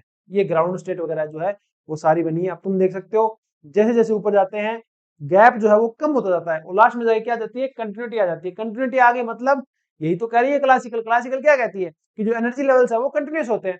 और क्वांटम क्या कहती है, क्वांटम कह रही है जैसे ही एन कहां लेके जाओगे, इन्फिनिट लेके जाओगे, स्टेट कैसे आ जाएगी, कंटिन्यूस आ जाएगी। कंटिन्यूस आ जाएगी मतलब क्वांटम मैकेनिक्स कहां चलेगी, क्लासिकल मैकेनिक्स में। बस इतनी सी बात है, ओके, ठीक है। अब देखो, डीजेनरेसी, डीजेनरेसी मतलब एक एन के संगत, मतलब एक ऊर्जा लेवल के संगत कितने वेव फंक्शन तुम्हें मिलेंगे। ये बात तुम थोड़ी सी यहाँ देख सकते हो। ये देखो, एन का मान कितना है, एक, एन का मान कितना है, दो, एन का मान कितना है, दो, एन का मान कितना है, दो। तो जहां एन का मान है ना, एक आगे स्टेट हो रहा है, ठीक है। तो दो के संगत कितनी है, डीजेनरेसी 4, एन का मान एक था तो डीजेनरेसी थी एक ही तो है ये वेव फंक्शन, ठीक है। यहाँ थे 4, तो डीजेनरेसी बनी एन स्क्वायर। डीजेनरेसी क्या बनी, एन स्क्वायर बनी। अगर तुम इलेक्ट्रॉन की स्पिन कंसीडर करते हो तो जो डीजेनरेसी है तुम्हारे पास वो रह जाएगी कितनी, 2n स्क्वायर, ओके। ये लिखा हुआ है यहाँ, आप जो है वो चेकआउट कर सकते हैं। ये रहा, है ना, ये है। इनमें डीजेनेसी सिर्फ एन पे डिपेंड करती है, एन स्क्वायर रहेगी degeneracy without spin. With spin consider करोगे तो ये आ जाएगा, ठीक है। अब ये 2 क्यों आया, 2 आया अपने पास स्पिन डीजेनेसी फैक्टर 2s + 1 से। इलेक्ट्रॉन की स्पिन कितनी होती है, हाफ होती है, तो इसको सोल्व करोगे तो 2 से 2 गया, 1 1 2, ठीक है। चलें आगे, ये रहा। अब देखो थोड़ा सा क्या है, एक्सपेक्टेशन वैल्यू वाला मामला यहाँ पे आ गया, ठीक है। वो मैंने एक टेलीग्राम ग्रुप में भी देखा था, उस स्टूडेंट ने भी डाल रखी थी, ठीक है, एक्सपेक्टेशन वैल्यू वगैरह, ठीक है। पर मेरा ये मानना है कि तुम्हें, तुम्हारे लिए कोई एक क्वेश्चन इंपॉर्टेंट नहीं है, तुम्हारे लिए है ना 150 क्वेश्चन इंपॉर्टेंट है। कितने हैं, 150। किसी भी क्वेश्चन से शादी नहीं करनी है। शादी नहीं करनी मतलब कभी भी ऐसा नहीं सोचना, चाहे तुम्हारा फ्रेंड वो क्वेश्चन भेजे, चाहे तुम फाइनल एग्जाम दे रहे हो, चाहे तुम्हारे पास टेस्ट सीरीज में कोई क्वेश्चन आ जाए, एक क्वेश्चन को लेके ही नहीं बैठना है। अपने लिए मैटर करते हैं वो 2 नंबर प्रत्येक क्वेश्चन के, वो 2 नंबर, चाहे अपने को कोई इजी क्वेश्चन दे, चाहे टफ क्वेश्चन दे, चाहे उसे 4 ऑप्शन दे, अपने को कोई मतलब नहीं। अपने को सिर्फ उस किससे मतलब है, 2 नंबर से। तो ये थोड़ा सा ध्यान रखना, है ना। ऐसा नहीं होना एक ही क्वेश्चन के पीछे तुम पागल हो जाओ, एक ही कॉन्सेप्ट को इतना डीप में पढ़ लो, बाकी क्वेश्चन के लिए टाइम ही नहीं बचे। दैट्स वाई मैं ये कहता हूँ हमेशा रिलेवेंट पढ़ो। कुछ स्टूडेंट क्या करते हैं, फर्स्ट की तैयारी कर रहे हैं, नेट का कंटेंट पढ़ रहे हैं, तो ऐसे कैसे काम चलेगा, है ना। थोड़ा सा ये ध्यान रखना। अब देखो एक्स की जो एक्सपेक्टेशन वैल्यू है, एक्स की जो अपने पास एक्सपेक्टेशन वैल्यू है ना, वो कितनी आती है, Sai star x Sai D x. कोई दिक्कत नहीं है इसमें, यही फॉर्मूला होता है।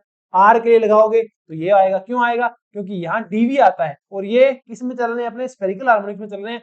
तो ये लिमिट वगैरह जो है वो किसकी आ रही है, स्फेरिकल वाली आ रही है। आर की 0 से इन्फिनिट होती है, थीटा की 0 से पाई होती है, और ये होती है 0 से 2 पाई, किसकी, फाई। देखो डीटो जो है ना, इसका मान कितना आता है, इसका मान आता है sine theta D theta D phi D R R square, ठीक है। अब इतना ही आता है क्या, इतना ही आता है या इसमें कोस थीटा हो जाता है। अब मुझे तो डी टू का मान भी नहीं याद, मैं तो डी टू का मान भी भूल गया। कितना था डी टू का मान, हाँ आर स्क्वायर साइन थीटा, सही लिखा है मैंने, कुछ नहीं भूला मैं।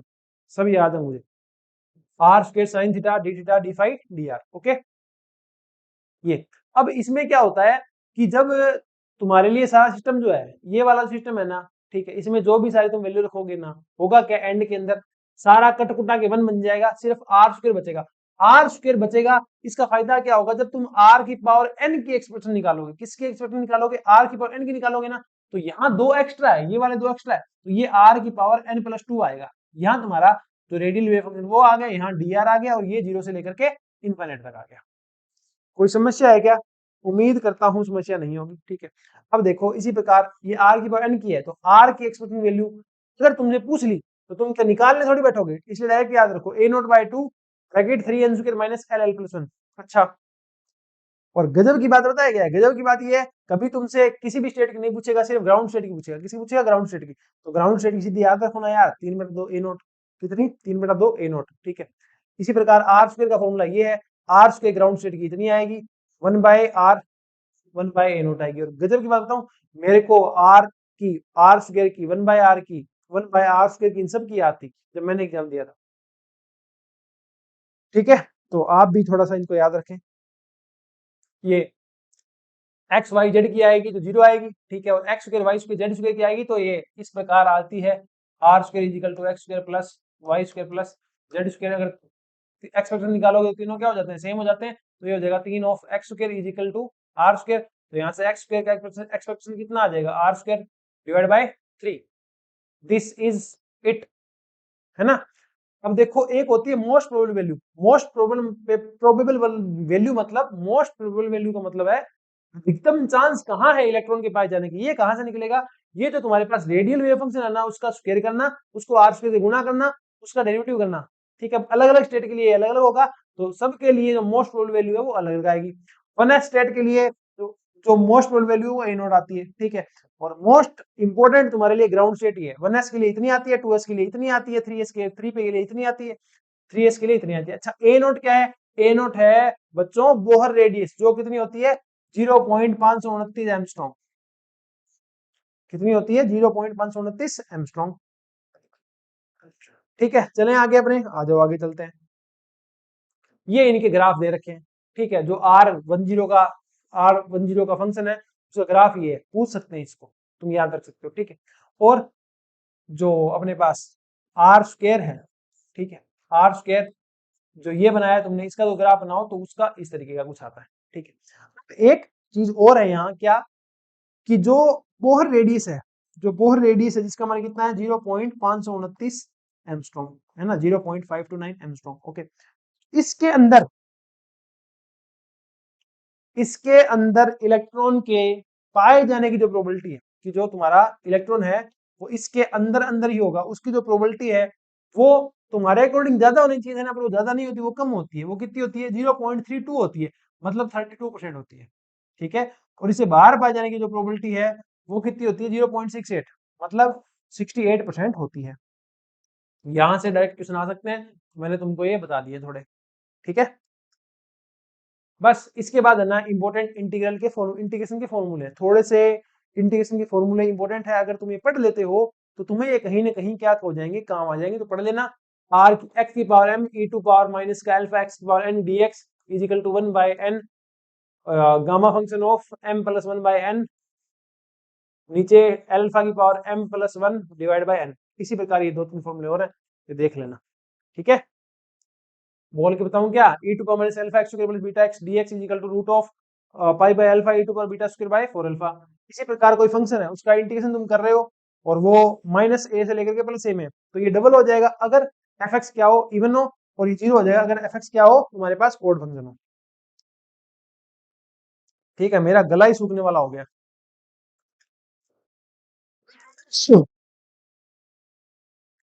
तो भाई अपना स्पोर्ट ढंग से दिखाना और शेयर वीडियो को जरूर करना, क्योंकि अभी जो टाइम है तुम्हें दिख रहा होगा, दिख जाएगा क्या तुम्हें टाइम, दिख जाएगा ना, यही दिख जाएगा। अच्छा, इस पे तो ये आ गया ना, दिखेगा नहीं टाइम, मेरे फोन में तो बिल्कुल नहीं दिखेगा, दिख रहा है 22:44, 22:44 हो चुके हैं, मतलब रात के 11:15 बज गए हैं जब मैं ये लेक्चर रिकॉर्ड कर रहा हूँ।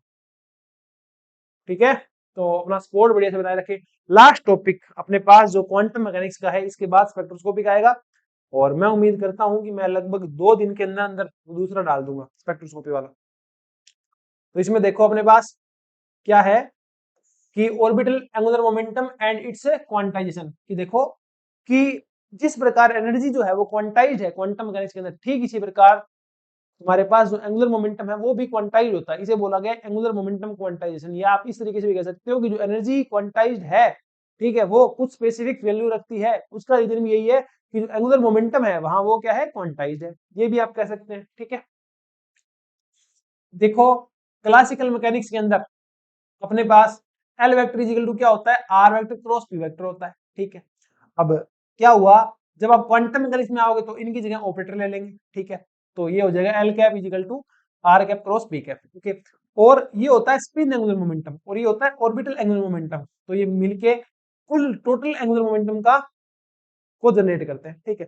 अब स्पिन एंगुलर मोमेंटम क्यों होता है, क्योंकि इलेक्ट्रॉन स्पिन मोशन करता है। ऑर्बिटल एंगुलर मोमेंटम क्यों होता है, क्योंकि इलेक्ट्रॉन जो है वो ऑर्बिटल मोशन भी करता है, इलेक्ट्रॉन नाभिक के चारों ओर क्या लगाता रहता है, चक्कर लगाता रहता है, ठीक है। क्लासिकल में ऐसे होती है, क्वांटम में ऐसे होती है, मैंने बता दी। एलजेड जो है, एल जो है इसमें 3 भाग है, एल एक्स एल वाई एलजेड। एलजेड जो है वो फाई से कुछ इस तरीके से रिलेट करता है, ठीक है। एलजेड ऑपरेटर का मान जो है वो अपने पास इतना होता है, ये इंपॉर्टेंट है, इसको याद रखना, ठीक है। एक्स वाला वाई वाला थोड़ा सा कॉम्प्लिकेटेड है, तो वो नहीं पूछा जाता मेरे अकॉर्डिंग, ठीक है। आइगन वैल्यू की बात करते हैं। आइगन वैल्यू कि अगर ये ऑपरेटर है एलजेड है तो इसकी आइगन वैल्यू कितनी आएगी, ठीक है। और एल की आइगन वैल्यू कितनी आएगी, वो देखो। आइगन वैल्यू है अपने पास एल जेड, जब तुम फाइव एम फाइव पे इसको फाइव एम फाइव पे अप्लाई करोगे, ठीक है ना, क्योंकि एल जेड जो है वो फाइव पे ही अप्लाई होता है, समझ रहे हो ना। अगर कोई तुम ऑपरेटर जो है एक्स वाला del Y del X apply कर रहे हो साई पे, तो वो साई जो है एक्स का फंक्शन ही होगा। इसी प्रकार ये इसी पे ही अप्लाई होता है, ठीक है। तो इससे जो आइगन वैल्यू निकल के आती है वो निकल के आती है कितनी, एम एच कट, कितनी, एम एच कट, किसकी, एल जेड की। एल जेड कितनी आती है, अच्छा एल की कितनी आएगी, एल की आती है root of L L plus one, कितनी निकल आती है, root of L L plus one, ठीक है। एच कट ये किसकी, तुम्हारे पास आइगन वैल्यू है एल की, root L L plus one, ठीक है। ये कुछ इस प्रकार है। एल शुगर की बोलोगे तो ये डिपेंड करता है थीटा वाई पे, तो ये आएगी L L plus one H cut square, okay. इसी प्रकार आइगन वैल्यू तुम्हारे पास आ गई एम एच कट, एम का मान कितना होता है तुम्हें पता ही है, माइनस माइनस एल से लेकर के प्लस एल तक होता है। तो ये कुछ इस तरीके से चलता रहेगा, ओके। इसके बाद क्या आता है, space quantization of angular momentum की, एंगुलर मोमेंटम का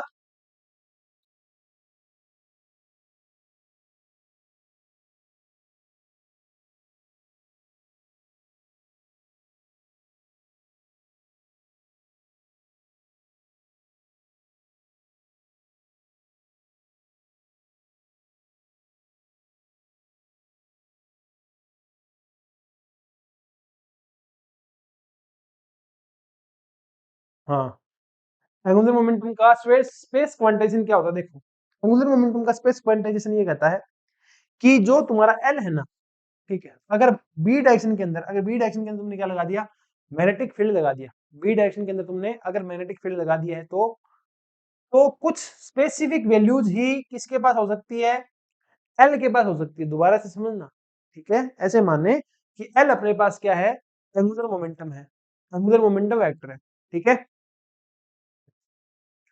एंगुलर मोमेंटम वेक्टर है। और बी जो मैग्नेटिक फील्ड है वो तुम्हारे पास कहाँ लगा हुआ है, जेड डायरेक्शन में लगा हुआ है। कहाँ लगा हुआ है, जेड डायरेक्शन के अंदर लगा हुआ है, ठीक है। तो एल का एक स्पेसिफिक कंपोनेंट जो बी की डायरेक्शन में है उसको हमने बोल दिया क्या, एल जेड वेक्टर। क्या बोल दिया हमने उसको, एल जेड वेक्टर बोल दिया, ठीक है। उसको हमने एल जेड वेक्टर बोल दिया। एल जेड जो है वो कुछ स्पेसिफिक वैल्यूज ही गेन कर सकता है एल की, समझना बात को। बी डायरेक्शन के अंदर एल जेड है, तो एल जेड जो है वो एल की टोटल एंगुलर मोमेंटम की कुछ स्पेसिफिक वैल्यूज ही गेन कर सकता है, सारी वैल्यूज गेन नहीं कर सकता, ये ध्यान रखना, ठीक है। तो फिर क्या होगा, तो एलजेड जो है यहाँ देख सकते हो, अगर ये थीटा कोण यहाँ बना रहा हो तो एलजेड होएगा एल कोस थीटा, यहाँ से कोस थीटा क्या आ जाएगा एलजेड बटा एल। अब तुम्हें एलजेड की आइगन वैल्यू पता है, एलजेड की आइगन वैल्यू पता है और एल की आइगन वैल्यू पता है, ठीक है। तो एलजेड की क्या होगी एम एच कट होगी, इसकी क्या होगी root of L L plus one H cut होगी, काटोगे तो ये हो जाएगा। तो कोस थीटा के मान जो है तुम्हारे यहाँ से आ सकते हैं, ये तुम देख भी सकते हो। अगर एल का मान क्या हो 1 हो तो एम के मान कितने आएंगे, एम का मान आएगा -1 आएगा, 0 आएगा और 1 आएगा। तो तुम देख सकते हो कोस थीटा के मान यहाँ से कितने आ गए, एम का मान पहले केस में रखो 0, तो 0 आ गया एक मान, तो ठीक है। दूसरा -1 तो एम का मान -1 आ गया बटा एल का मान क्या था 1 था, तो 1 इंटू 1 2 और 1 ही आ जाएगा, ठीक है। ये था तुम्हारे पास एंगुलर मोमेंटम का स्पेस क्वांटाइजेशन। और इसी के साथ अपनी क्वांटम मैकेनिक्स जो है बीएससी की वो क्या होती है कंप्लीट होती है, ठीक है। अब थोड़ा सा बात कर लेते हैं कि क्वांटम मैकेनिक्स हो गई है तुम्हारी, ठीक है। अब स्पेक्ट्रोस्कोपी जो है उसका लेक्चर भी तुम्हारा जल्दी तुम्हें मिल जाएगा, और इसकी जो पीडीएफ है वो टेलीग्राम चैनल पे तुम्हें मिल जाएगी, वो उसका लिंक डिस्क्रिप्शन में है, कमेंट सेक्शन में मिल जाएगा, वहां से ज्वाइन कर लेना। ऐप भी डाउनलोड कर लेना, उसके अंदर भी तुम्हें एक फ्री टेस्ट प्रोवाइड किया जाएगा, ठीक है, वो भी तुम्हारे लिए बेनिफिशियल रहेगा। और अगर तुम हमें सपोर्ट करना चाहते हो तो तुम हमारी वेबसाइट पे जा सकते हो, कोर्स वगैरह जो है वो बाय कर सकते हो, ओके। टेस्ट सीरीज बाय कर सकते हो, बहुत सारी क्लास नोट्स है, एमएससी का कोर्स है, बीएससी एमएससी का कंटेंट है, जो भी तुम्हें ठीक लगता है अपने अकॉर्डिंग वो तुम बाय कर सकते हो, ठीक है। वेबसाइट के बारे में बताऊं मैं तुम्हें थोड़ा सा, बात करें वेबसाइट के ऊपर क्या क्या है कैसे कैसे है। इसको सेव करना है क्या, सेव करने की जरूरत है, सेव करने की जरूरत नहीं है ना, तो इसको एग्जिट करो एक बार। तो वेबसाइट पे चलें,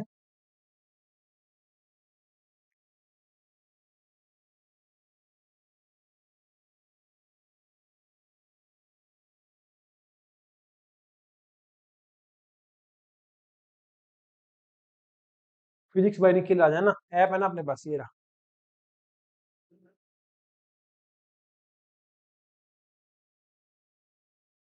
ब्राउजर की अपने को जरूरत नहीं है, ऐप चल जाएगी, चल जाएगी ना। अब ये जो ऐप है यहाँ पे तुम जा करके पेड कोर्सेज में तुम्हें प्रैक्टिस बैच चाहिए, किसी को ऐसा लगे कि सर थ्योरी तो मेरी ठीक है, थ्योरी लेक्चर से हो गई आपने जो यूट्यूब पे कराए हैं, मेरे को थोड़ी प्रैक्टिस की जरूरत हो रहा है, तो तुम ये आरपीएससी प्रैक्टिस बैच जो है ये ज्वाइन कर सकते हो, ठीक है। इनकी इसकी इन्फॉर्मेशन वगैरह इसमें क्या क्या है वो सारा यहाँ तुम जा करके थोड़ा देख सकते हो, क्या क्या इसके अंदर डिटेल वगैरह जो है वो सारी लिखी हुई है, ठीक है। अगर तुम्हें लगे ठीक तो तुम बाय कर सकते हो। ये अपने पास तीनों ऐप अवेलेबल है, डेस्कटॉप का भी अवेलेबल है और विंडोज का भी अवेलेबल है और आईफोन का भी अवेलेबल है। ये टेस्ट सीरीज है, ये मैंने 3 तरीके की टेस्ट सीरीज लॉन्च की है, ठीक है। एक तो अपने पास कंप्लीट टेस्ट सीरीज है, इसमें तुम्हें सारे मिलेंगे part wise full length, 10 full length मिलेंगे। एक है 10 फुल लेंथ वाली टेस्ट सीरीज, किसी को सिर्फ 10 फुल लेंथ ही चाहिए। और तीसरी है 5 फुल लेंथ वाली, और ये ध्यान रखना फुल लेंथ की तुम्हें पीडीएफ मिलेगी और ओएमआर मिलेगी, समझ रहे हो ना। हाँ मिलेगी एक साथ नहीं, अब तुम कहो ज्वाइन करते कि सर 10 के 10 की पीडीएफ दे दो, नहीं, पहला टेस्ट मिलेगा उसको सबमिट करोगे दूसरा मिलेगा, दूसरा सबमिट करोगे तीसरा मिलेगा। सबमिट ऐप में ही करना है, आंसर की तुम्हें सबमिट ऐप में ही करनी है, ऐप से देखनी है। टेस्ट जो है वो ऑफलाइन की तरह पीडीएफ तुम्हें मिलेगी ओएमआर के पेपर की, उससे तुम दे सकते हो, ठीक है। इतना कुछ इसमें था, बाकी इस लेक्चर के अंदर अभी इतना ही है, ओके। तो बने रहिए फिजिक्स बाय निखिल राज के साथ और हमें सपोर्ट करते रहिए, साथ बढ़ते रहिए। सब्सक्राइब नहीं किया तो भाई सब्सक्राइब कर देना, है ना, इतना काम तो तुम कर ही सकते हो, ओके। तो मिलते हैं बहुत जल्द नेक्स्ट लेक्चर के अंदर स्पेक्ट्रोस्कोपी के साथ, ओके। तब तक के लिए thank you, bye bye, take care, bye.